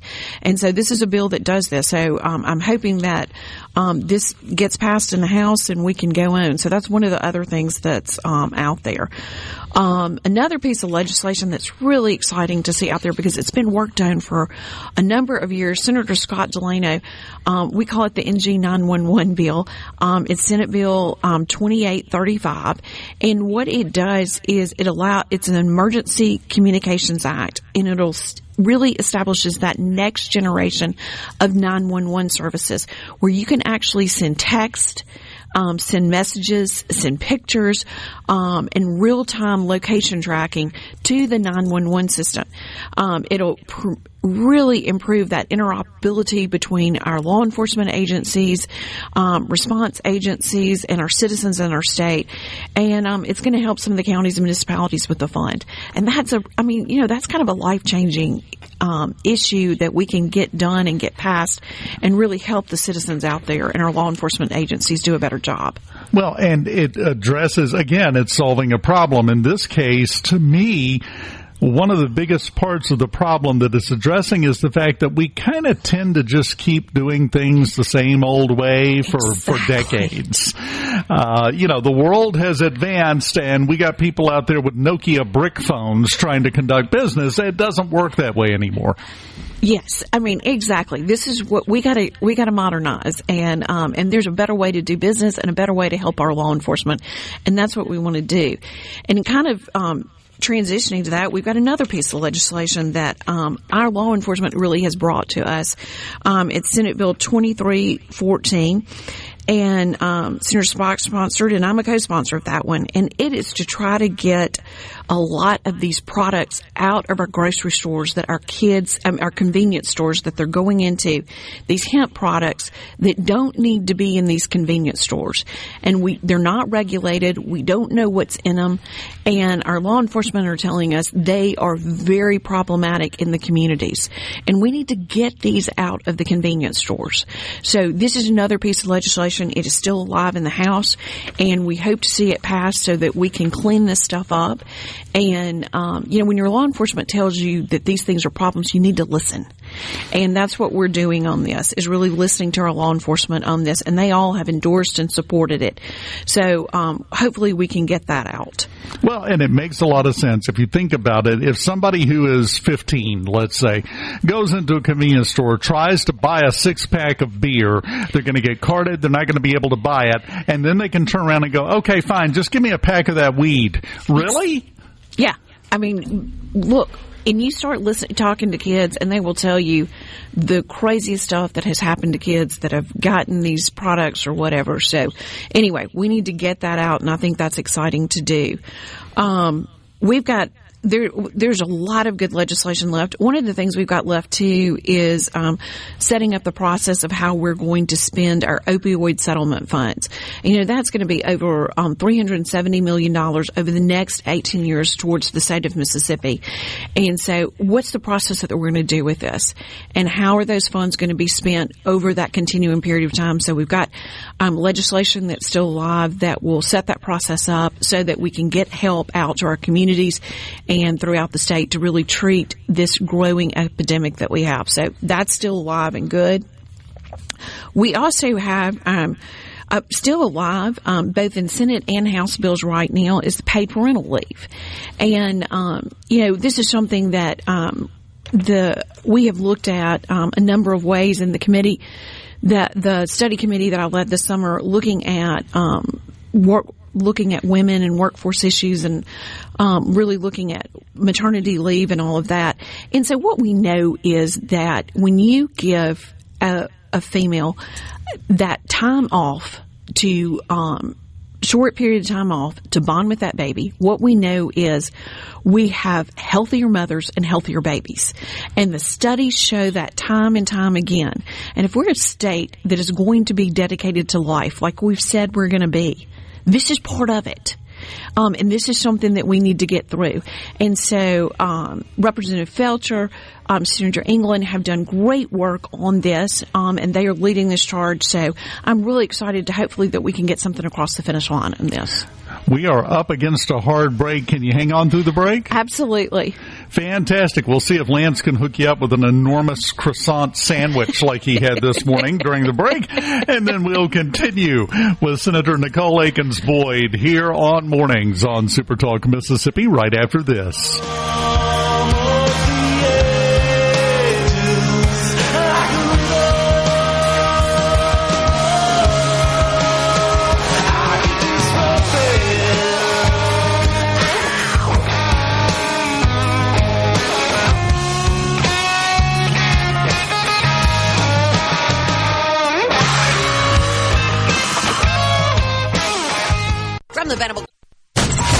From Duck Hill to Alligator, Mississippians start their day the right way. Mornings with Richard Cross on Super Talk, Mississippi. Somebody told me when I first got to Nashville, oh, she finally got it made. Old Hank made it here. We're all sure that you will, but I don't think they've done it this way. Welcome back. Super Talk Mississippi mornings on this Friday morning, and in studio, Senator Nicole Akins-Boyd, who is also the chairwoman of the Senate Universities and Colleges Committee, which I'm pretty sure keeps you kind of busy in addition to everything else you're doing. Just a little bit. And we've got we've still got some legislation that we are working through there. We have the DEI bill that we're trying to work through. Both the Senate and the House have a version of that, and we are keeping those bills alive so that we can make sure that your education does not mean that there's going to be indoctrination. Well, so, let me ask you: have you gotten any feedback on that from, say, how do I put this nicely, opposing viewpoints? I have gotten a great deal of feedback, but I've also gotten I'll tell you what kind of knows that we're headed in the right direction is the students that reach out. And they say, hey, this is actually an issue, and we appreciate you working on that. And you wouldn't believe the amount of students I've had reach out on that. So those are the people that you really want to listen to. I've also had a number of professors reach out, and living in a college town, but it's not just professors from my town. I've had professors from really all over the state reach out, and they said, hey, keep at it. Keep at the work that y'all are doing in this area, because this is something that needs to be addressed. And you see on the federal level, this is being addressed, and we need to kind of get some guidance from the state legislature on kind of what that is as you're seeing this done on the national level. So we're going to keep out that bill, and those bills are still alive, and I look forward to working with Representative Hood on the other side, that's the bill that went through Judd A on their side, and we look forward to working with him on those particular issues. So that is still alive. That's a really good one that we're going to be working on. There's another bill that we're working on. I had the companion bill. Oftentimes you put it in the Senate and you put it in the House, which is something I would like to work on, but we'll talk about that on another show. That's an entire interview in and of itself. But it's a bill that one of the things that I was unaware of until we started doing some stuff a couple of years ago and some hearings is that your insurance company, if you are lying in the hospital with cancer and they come in and give you that diagnosis and they say, okay, we're going to start treatment immediately because it's an aggressive form of cancer, we need to start this immediately. Your insurance company can tell the hospital, nope, we're not going to buy that cancer drug from you. We're going to have to send it to you. And so you can delay treatment for a patient anywhere from 7 to, 14 days before they're going to get that drug to you. Also, another thing that's called white bagging when they send it to the hospital itself. But then also too, they have another process that it's just unfathomable to me, is called brown bagging. And what that means is that you can have your grandmother at home in rural Mississippi, in July, that is getting medicine on her rural route, and you know how that goes sometimes, and then she has to bring that drug in to the infusion center. So can you imagine telling your grandmother that she's got to keep it at the proper temperature, that she's got to do all those things to safely get her drug, and then better yet, can you imagine being the infusion center having to take responsibility for administering a drug that you've had no control whatsoever in how it's going to be, how it was kept, and knowing that it was kept at the proper temperature. So anyway, this is a process. They've outlawed it in Arkansas and Louisiana, and we've still got that bill alive, and hopefully we'll take care of that so that doesn't happen to people over and over again. Well, and to me, just knee-jerk reaction here, to me, that situation, that scenario that you described where they send it to your grandma in rural Mississippi, who knows when it's going to get there or what temperature it's in for the entire trip to her house through the postal system, that would almost release the medical provider of some liability if things go wrong, because you've introduced the element of doubt into the entire process. Well, and no provider should ever be put in that circumstance. And so no grandmother should ever have to carry her own medicine that needs to be infused intravenously. So we need to knock out that process. It's really an unconscionable process. So we've got that bill still alive in the Senate, and we have that bill to deal with. The House has passed it through, and we passed it through in the House side, and we'll hopefully we'll take it up and finish that and get that to the governor, because that's one that needs to go there. So we've got, there's a number of other bills too that are kind of out there that are kind of, they're not really sexy and exciting, but they're important. One of those is a reorganization of the Department of Tourism. We had 43.7 million visitors last year in the state of Mississippi, and that produced over $11 billion in spending from these visitors. And so that is an economic driver for the state, and we need that as an agency that's going to really focus and dedicate on that economic driving of that. Got to make sure it's in good shape and pointed in the right direction. Definitely. Senator, I've enjoyed it. You need to come back more often, okay? Good. You're in town. You've got free time. You can come see us anytime. Senator Nicole Akins-Boyd. It's time for Fox News, SuperTalk Mississippi News, and after the break, Mandy Gunasekara joins us here on Mornings. Keep it here. Your home morning, Mississippi. You're starting your day off right. Welcome to Mornings with Richard Cross here on Super Talk, Mississippi.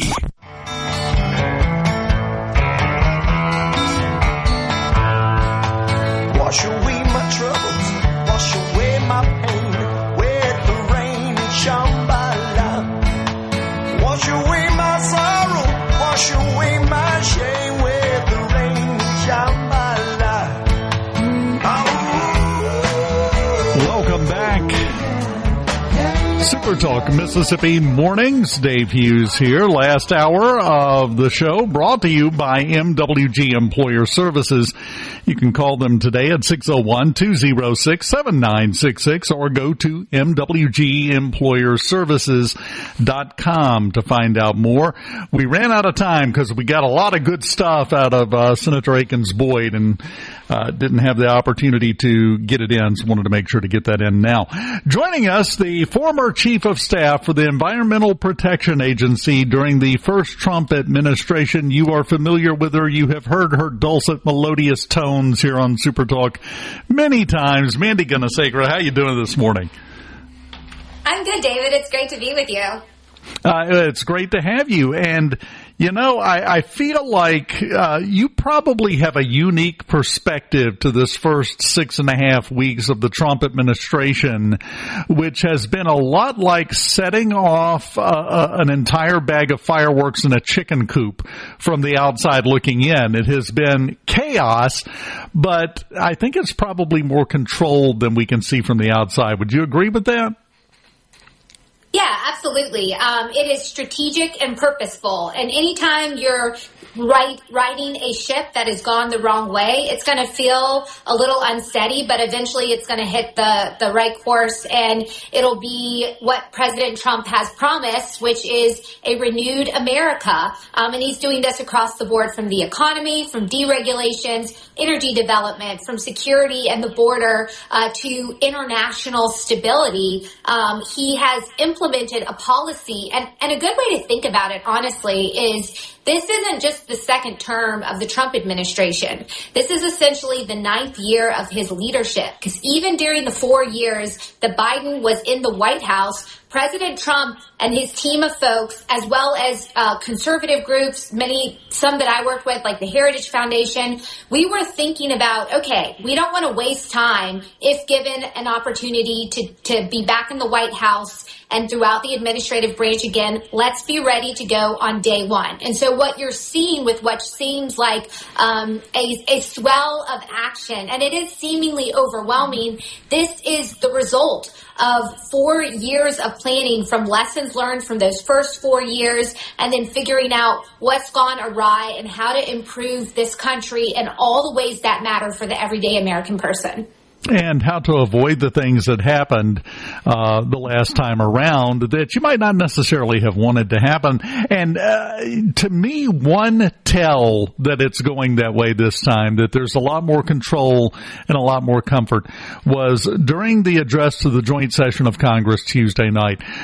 President Trump seemed more relaxed and in control and in command of things than he did at any time during his first administration. He just felt like he was at home holding court, is what it looked like to me, and it was a great thing to see.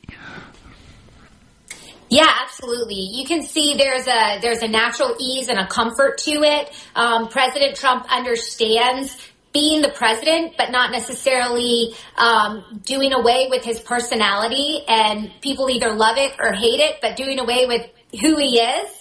But he's figured out a really good balance where he does strike that presidential tone. He does represent that strategic path forward. And I really think it's because of what we all collectively went through the past 4 years, but also what he personally went through with regards to the weaponization of the FBI and the DOJ and going after his family and looking at a lot of the unnecessary hardships and harm caused to those around him and closest to him.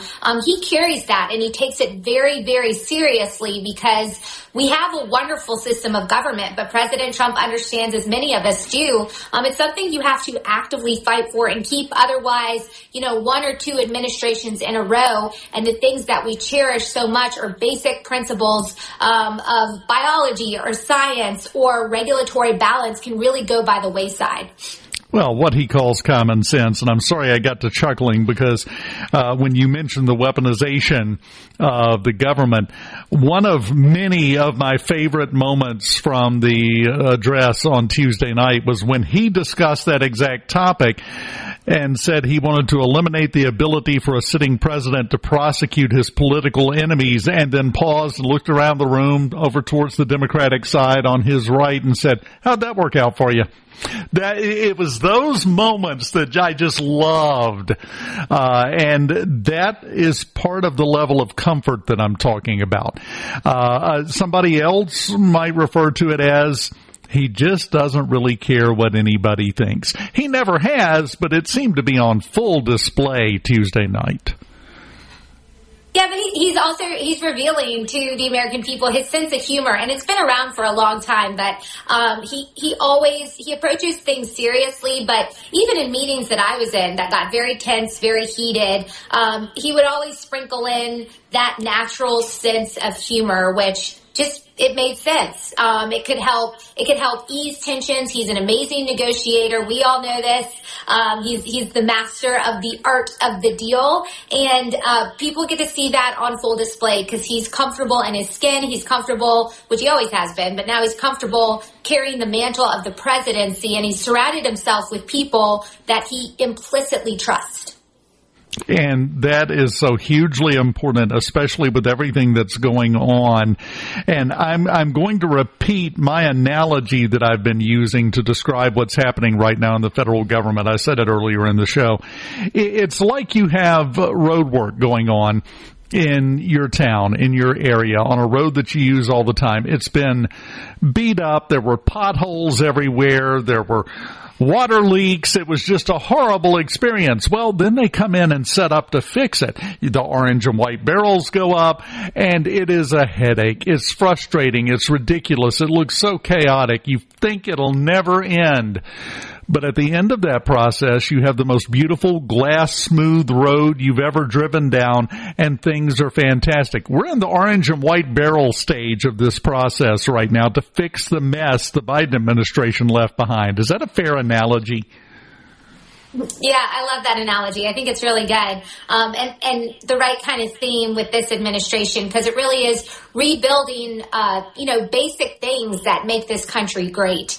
And, I would urge all the listeners, and I know the SuperTalk listeners, they're very good about not falling prey to the traps of mainstream media, and buying into heightened states of chaos that you constantly hear from a lot of those left-wing mainstream media allies, but you have to look at the long game.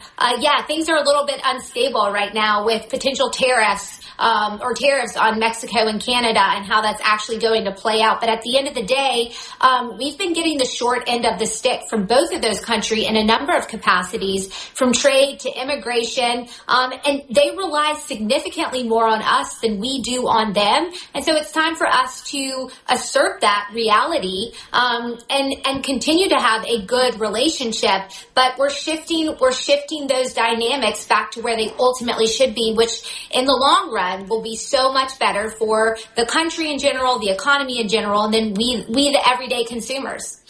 Well, and one thing that illustrates your point perfectly to me, that I'm amazed this hasn't gotten more attention and more press. Canada, they're squawking about these 25% tariffs that President Trump is saying he's going to put into place. Do you know what the tariff is on milk from the United States being imported into Canada? It's over 300%. And they're going to get upset about 25%. Gee, I wonder who is depending on who the most. That makes it kind of obvious when you find these things out, but they're not talking about that. And I think we need to get that message out more. No, absolutely. There has been a significant trade imbalance with a country like Canada. And yes, there are friends, but they're kind of like that toxic friend that you've had for a long time, you've given so much to, and they just keep taking. You can maintain some sort of friendship relationship, but it needs to be rebalanced. And that's what's going on right now. I heard from the dairy farmers. The dairy farmers of Wisconsin have been most impacted for years by that high tariff from Canada. And so sure, they're going to be dealing with some short-term hardships as, agreements are a little bit up in the air. But in the long term, they're ready to not have to deal with a 300% or significant tariff added on to their product. And so they are behind the president 100%. Another stat I heard last night is, did you know that 90% of the population lives within 100 miles of the Canadian population lives within 100 miles of the U.S. border? So again, it goes to show you that the Canadians are much more reliant on the U.S. than the other way around. We can continue that good relationship, but we don't have to receive the short end of the stick. Well, the Canadians are huddling around the United States for warmth, whether it be security, safety, or financial and economic. They need us, and it's kind of obvious to anybody paying attention. Mandy Gunasekara with us. Can you hang on through the break? Yeah, sure can. Yeah, she's got nothing else to do. Yeah, right. That's okay. We'll be done in just a minute, and we'll let you go catch up with your day. We'll continue on mornings here on Super Talk Mississippi right after this. Keep it here. It's hard to be persistent when we're standing at a distance, so we keep waiting on the world to change. From the Venable Glass. Know what's being said in the halls of the Capitol? You're in the right place. Mornings with Richard Cross continues on Super Talk Mississippi. This is a trade war, yes. But Canadians are hurt. Canadians are angry. We're going to choose to not go on vacation in Florida or Old Orchard Beach or wherever. We're going to choose to try to buy Canadian products and forego bourbon and other classic American products. And yeah, we're probably going to keep booing the American anthem. But let me tell Americans, we're not booing you. We're not booing your teams. We're not booing your players. We're booing a policy that is designed to hurt us. And we're insulted. And we're angry. But we're Canadian. It's Canadian Prime Minister Justin Trudeau. Him has a big feeling. You can tell. Him made it very clear. Is hurt. Yes. Him has a sad. Mama hadn't taken him to the bank lately and got him a sucker. And while I'm listening to that, Mandy Gunasekara with us, all I can think about is what you said in the last segment, which is so dead spot on. You were just listening to that friend that borrowed your weed eater and never brought it back, borrowed your lawnmower, never brought it back, borrowed your grill, never bought it back, borrowed money, never paid it back, and you told him enough is enough, I'm cutting you off. That's the speech you get. That is the discussion that you have with them. That was so spot on, Mandy. It's perfect. Yeah, well, and it's also interesting, too. So 60% of Canadian exports come to the United States. So again, they have a lot more to lose if they're going to try to play tough and not try to figure out how to work out some of these issues with the president. Certainly correcting the imbalance we were just alluding to, but also seriously dealing with fentanyl. It keeps coming up that, there were only 43 pounds seized of illegal fentanyl from the northern border compared to, I forget what the number is at the southern, but it's significantly more, 100 times to 1,000 times more.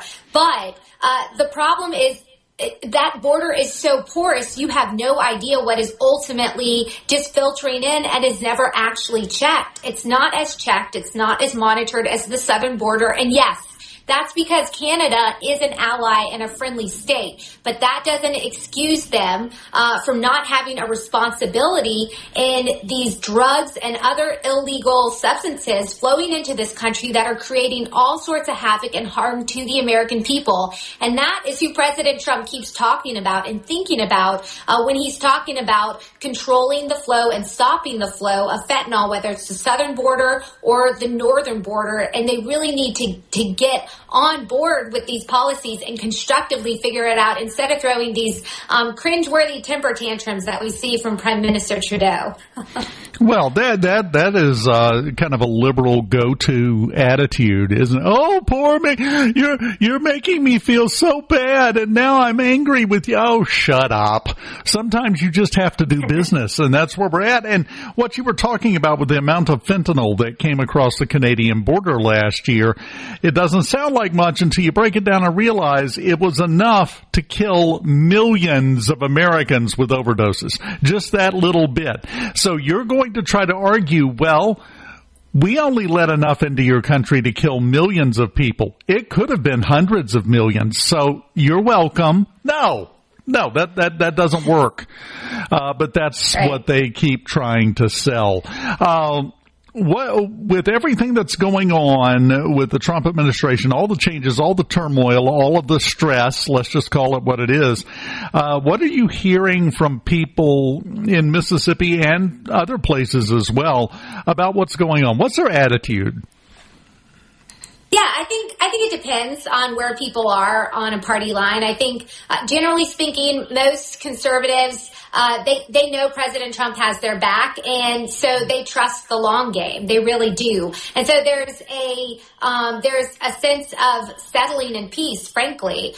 People feel safe once again. They feel that the economy is going to turn around, and you're not going to have to spend a third of your paycheck at the grocery store, and that inflation is going to be dealt with. Again, in the short term, we're just trying to pick up the pieces and put in place new policies to get us on this path. But for the majority of the people I talk to throughout Mississippi, they trust the president's policy. They are grateful for the new direction, and they're going to play the long game. There's also people, I sense this not just in Mississippi, but everywhere, even in Washington, D.C. There's a renewed sense of optimism. People are very excited and hopeful for the future. And that's a lot of folks. Granted, I'll admit I'm often in a bubble. I'm in a bit of a policy, political bubble. And so the people who I tend to be around with are involved directly or indirectly with what's going on. But even broader than that, you go to cities like Washington, D.C., and it's alive again. And that's the way American cities should be. They shouldn't be empty subway trains, with just crime lurking in every corner and you don't feel safe. It should be a hustle and bustle of a city that's reflective of the economic opportunities and optimism that make this country so promising and great. And then there is a third bucket of people who are concerned. I mean, I think these are people who are traditional Democrats, and they watch a lot of CNN or MSNBC. And I had a friend come up the other day, and I just said, I really think you should turn some of that off, or if you're gonna watch it, balance it out. Listen, tune into SuperTalk. Listen to what people are saying from a slightly different perspective or a more neutral perspective.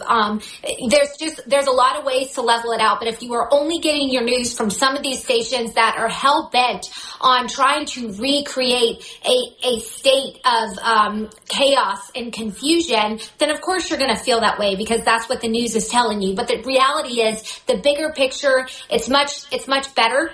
There is stability, and there is a strategy. There's a strategy that is being implemented, and most of the people I run into, they understand that, and they're excited about it. Well, and there's one aspect of this. You talk about the optimism, and Washington is alive, and you can feel it. You could feel the collective weight of the world lift off the shoulders of the majority of Americans on election night when they called it for President Trump. But one thing that has played out that no one's really talking about, but I think plays a huge part in it, it's not a tariff, it's not a headline-worthy thing. People finally, for the first time in years, are kind of sharing some of the energy that I was talking about President Trump having in the speech Tuesday night. They have realized they are free to speak their mind without the repercussions they would have gotten even a year ago. They're free to believe what they want to believe, think what they want to think, and expect things to be the way they should be by the tenets of common sense versus the way somebody else has made up in their head is the right way to do it. And I think that has a very uplifting effect on all of the policy, all of everything that we've been talking about. I think that's one of the major engines. People feel free again. You think that's right? Yeah, absolutely. Yeah, and not worried about censorship, whether it's in the form of getting kicked off social media or having social media controlled, or things that we started seeing like debanking, pressure by the federal government at these corporate entities that are really important for day-to-day living, whether it's from a business or a personal finance perspective.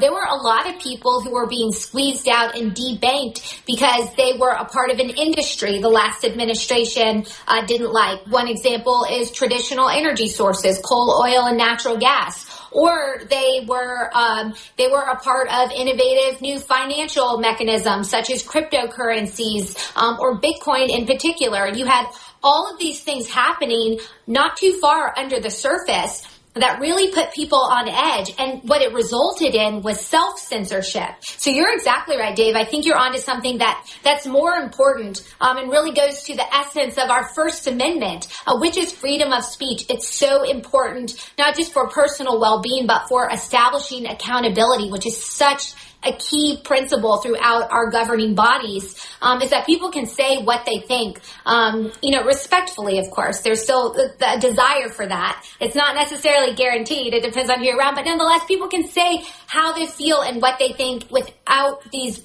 repercussions that were completely anti-American, violated basic rights, and put people in a state of uneasiness and fear. To me, the best example of the comparison between, again, I'm using this just as a random yardstick, a year ago versus right now in terms of what we're talking about with the overall attitude and the undercurrent of confidence and feeling of freedom. Who's more motivated, the people in North Korea or South Korea? Who's living a better life? It's not a direct one-to-one comparison, but it's pretty obvious. If you have someone bearing down on everything you think, see, or hear, it kind of takes the will to live out of people, and that's what we've been going through for a while. Mandy Gunasekara, always enjoy talking to you. You do such a good job, and we are so thankful to have you around, so you're not allowed to go anywhere. Well, it's always good to be with you. It really is. I'm happy to come back anytime. Oh, you really shouldn't say things like that. We will abuse that privilege, I can guarantee you. Thanks, Mandy. You have a fantastic weekend. We will continue on mornings here on SuperTalk Mississippi right after this. Keep it here.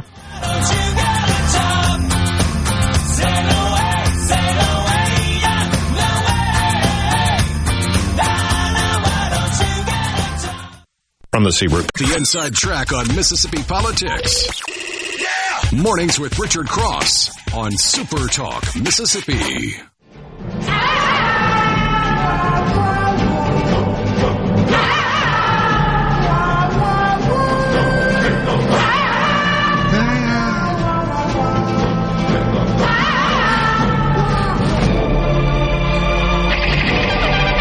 Goat in there.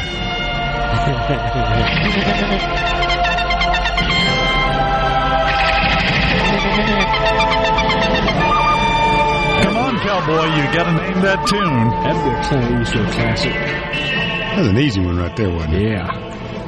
Always love the goat sound, though. That's my favorite. It's like there's a goat that's just scared to death somewhere. Knows it's about to get eaten. Yeah, it's like they get roasted. Yeah, it's about to get roasted. you got a roasted goat. I ate a roasted goat in Mexico, man. That was pretty good. It had the whiskers on it and everything. The eyeballs and whiskers, the hair. Hold on. Time out. Dixon, I'm sorry, but I'm sure you won't mind. We have to pause your start of the segment for a minute because no one is allowed to say, I ate a roasted goat in Mexico and not explain it. Well, we're down there. It was like out in the middle of nowhere, close to the Gulf of America. Mexico, right. Yeah, it was close to the Gulf of America, and it was just desert. We were building something out there for these folks, and everybody lived in these little kind of, it was almost like pallets covered with roofing material. But man, they knew how to cook, and they had roasted this goat in the ground, and they had wrapped it up in tinfoil. All they did was take the guts out of it, left the hair, everything, tongue, whiskers, eyeballs. You ate everything. The hair, though, on that thing, I mean, that's locked in the juice. And instead of green beans, we were eating cactus. And then they had some fish that they pulled out of the lagoons over there, and it was pretty delicious. A lot of bones in it, though. But that goat staring at me when they pulled that thing back, And I'm 6'4". I'm walking into these little house things, and they're not big. I banged my head on every door thing. I mean, I think I was about crazy when I left the place. But the goat, that goat was good. Just to make sure we've got this perfectly straight in our heads. Banging your head made you crazy. Yeah. Eating a hairy cooked goat out of a hole in the ground didn't indicate you were crazy. No. Yeah, I think I was good there. Yeah. With cactus on the side. And those the red and yellow and green drinks, they call it like Jalisco or whatever. No, what is the name for it? I don't know, but it's those in a bottle, and they're just like sugar and color. Yeah, you had those too. So it's like their version of Kool-Aid, or something in a bottle. Look, for those who haven't picked up on it yet, Lance has led an incredible life. No doubt. He's done some fantastic things. He needs to write his autobiography, and that has to be the name of it. I ate a roasted goat in Mexico. That's the name of your book, dude. That's it. All right, Dixon. All right, now let's get to more tame stuff here. Have you ever eaten a roasted goat? We'll start Not there. in Mexico.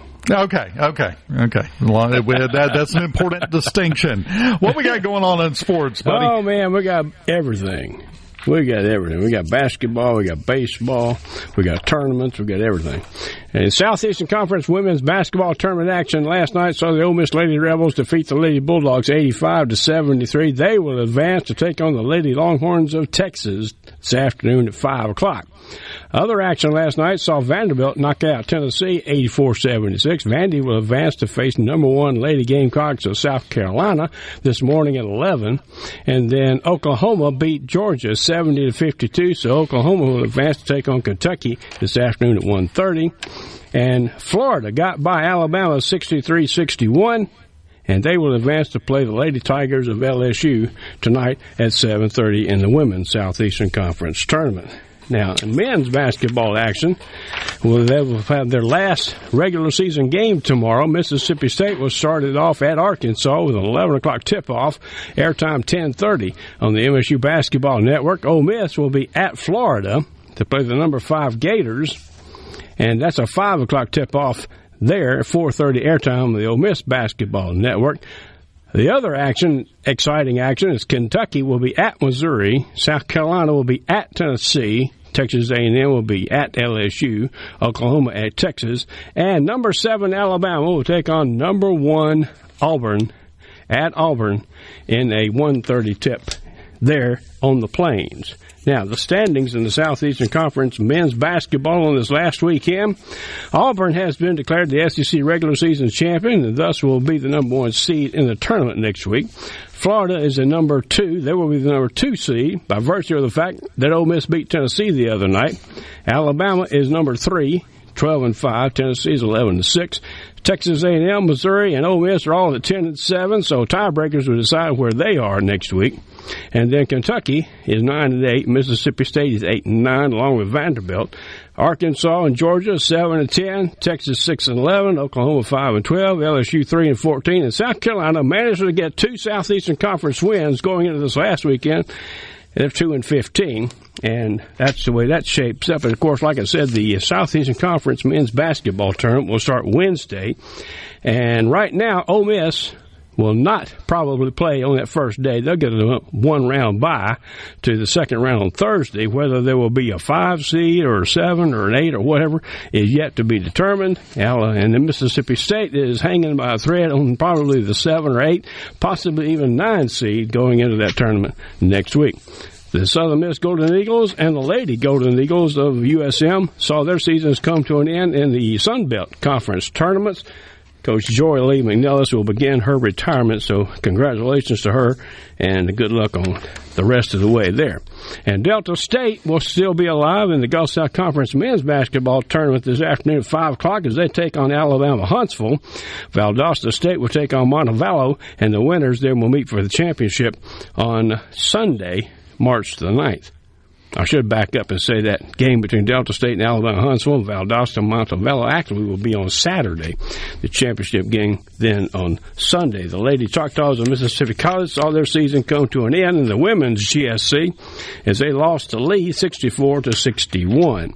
Now, in junior college basketball action, the Jones Bobcats capped off its first ever back-to-back conference title wins with a 78-65 win over Hines. They have earned the right to host the Region 23 semifinals and final on March 12th and 13th, and they will play the winner of Gulf Coast Baton Rouge on Monday, March the 10th, and that tip-off is set for 7 o'clock. In the women's junior college, the Pearl River Lady Wildcats have won their championship as well, and they have won back-to-back conference titles for the first time in program history, and they have earned the home court advantage throughout the postseason and will host the Region 23 women's quarterfinals on March the 10th as well. And now, we got baseball action today. The last non-conference weekend for Ole Miss and Mississippi State and USM. Ole Miss will take on Jacksonville State. Jacksonville State is 10-3. The Rebels are 11-1, and they will have a 6:30 first pitch tonight, 6 o'clock airtime on the Ole Miss Baseball Network. And then on Mississippi State will be at home, and I don't know who this team is. Queens Royals is who Mississippi State will be playing in baseball action. I think this is the same outfit that Ole Miss played in basketball back in December. So apparently they got a baseball team too, but they're 2-10 coming in. The Bulldogs are 8-4, and first pitch is set for 6 o'clock at Dudy Noble Field tonight, 5:30 airtime on the MSU Baseball Network. So there's still loyalists up there, huh? Apparently. Yeah. And I don't know if that's one bunch out of New York, or I think maybe they were somewhere down around Maryland. So I'm not totally sure, but Southern doesn't Miss, matter. We're going to beat them. It doesn't matter. Yeah, probably about 3 run rule games, to be honest with you. And then Southern Miss will be at home to play NC Wilmington. First pitch tonight at 6 o'clock, 2 o'clock on Saturday, and 11 o'clock Sunday morning. They'll finish out their non-conference schedule, and then they'll open the conference play on the Friday the 14th against Old Dominion. Ole Miss will take on Arkansas in their first SEC weekend, and Mississippi State will host Texas on their first conference weekend next week. Now, the Mississippi Sports Hall of Fame has announced the finalists for the Howell and Gillum trophies. And for the Howell Trophy, Josh Hubbard out of Mississippi State, Sean Padula out of Ole Miss, and Deshaun Ruffin from Jackson State. For the Women's Gillum Trophy finals, Jakayla Jordan from Mississippi State, Madison Scott from Ole Miss, and Talia Dilworth from Jackson State. The winners will be presented their trophies on Monday, March 10th at a luncheon at the Pearl River Resort hosted by the Mississippi Band of Choctaw Indians. The luncheon will feature Victoria Vivens, a 4-time winner of the Gillum Trophy, on hers. So there you go. Very nice. It's almost time for the madness to take over, isn't it? Yes, right. For March. Well, we do have an update here on the Queens College. What did you say they were, Monarchs or something? Queens Royals. Royals, that's right. Queens is from Charlotte, North Carolina. Well, I was closer than that. Yeah, you had it right. You were in the right neck of the woods there. East Coast. Yeah, I guess, again, Charlotte, wasn't that named after a queen? I think so. Yeah. Sure, we'll go with that. Big on that. Big on that up here. Yeah. But then again, I'm the guy in the 6 o'clock hour that said, "Oh, that's from New York City." Yeah, you and me so both. New York City. I wouldn't. Yeah, I get a rope.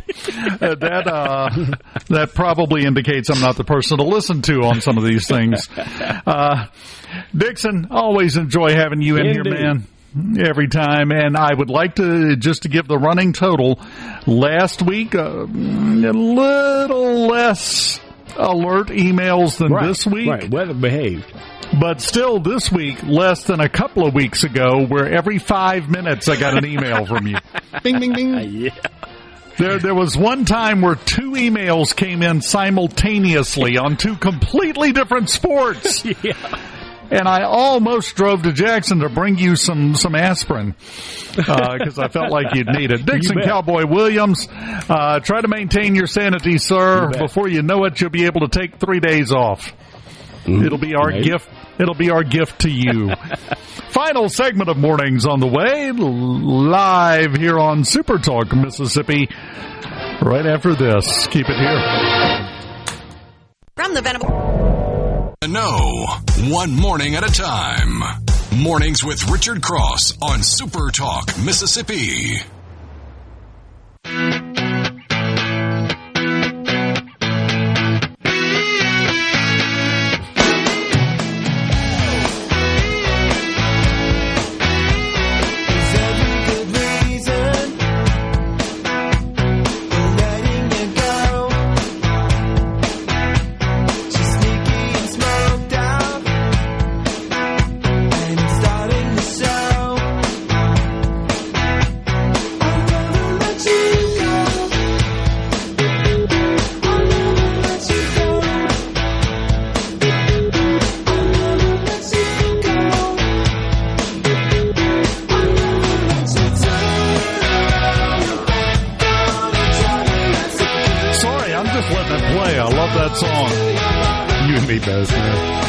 It's a great song. Welcome back. Final segment of Mornings on this Friday morning in the is it late spring or early spring still? I hope it's spring. Yeah, early spring. Hope it's not false. Well, we got spring break coming up next week. Monday, isn't it? Yeah, next week is spring break. Well, after a spring break, Sports Talk Mississippi hitting the road the following week, bright and early on Monday, the 17th of March. They're headed to the Sportsbook inside the Golden Moon Casino at Pearl River Resort. You can find out everything happening there. You can go to pearlriverresort.com to find out more. That's still your option for sports betting in Mississippi, and House Speaker Jason White is not happy about that. I was just about to say the same thing.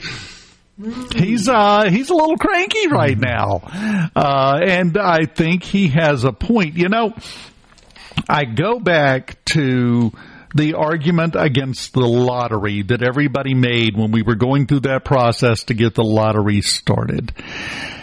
And when we do the segment in the 6 o'clock hour, running down the list of winners we have people from Alabama, we have people from Tennessee, we have people from all the neighboring states that show up in the winners.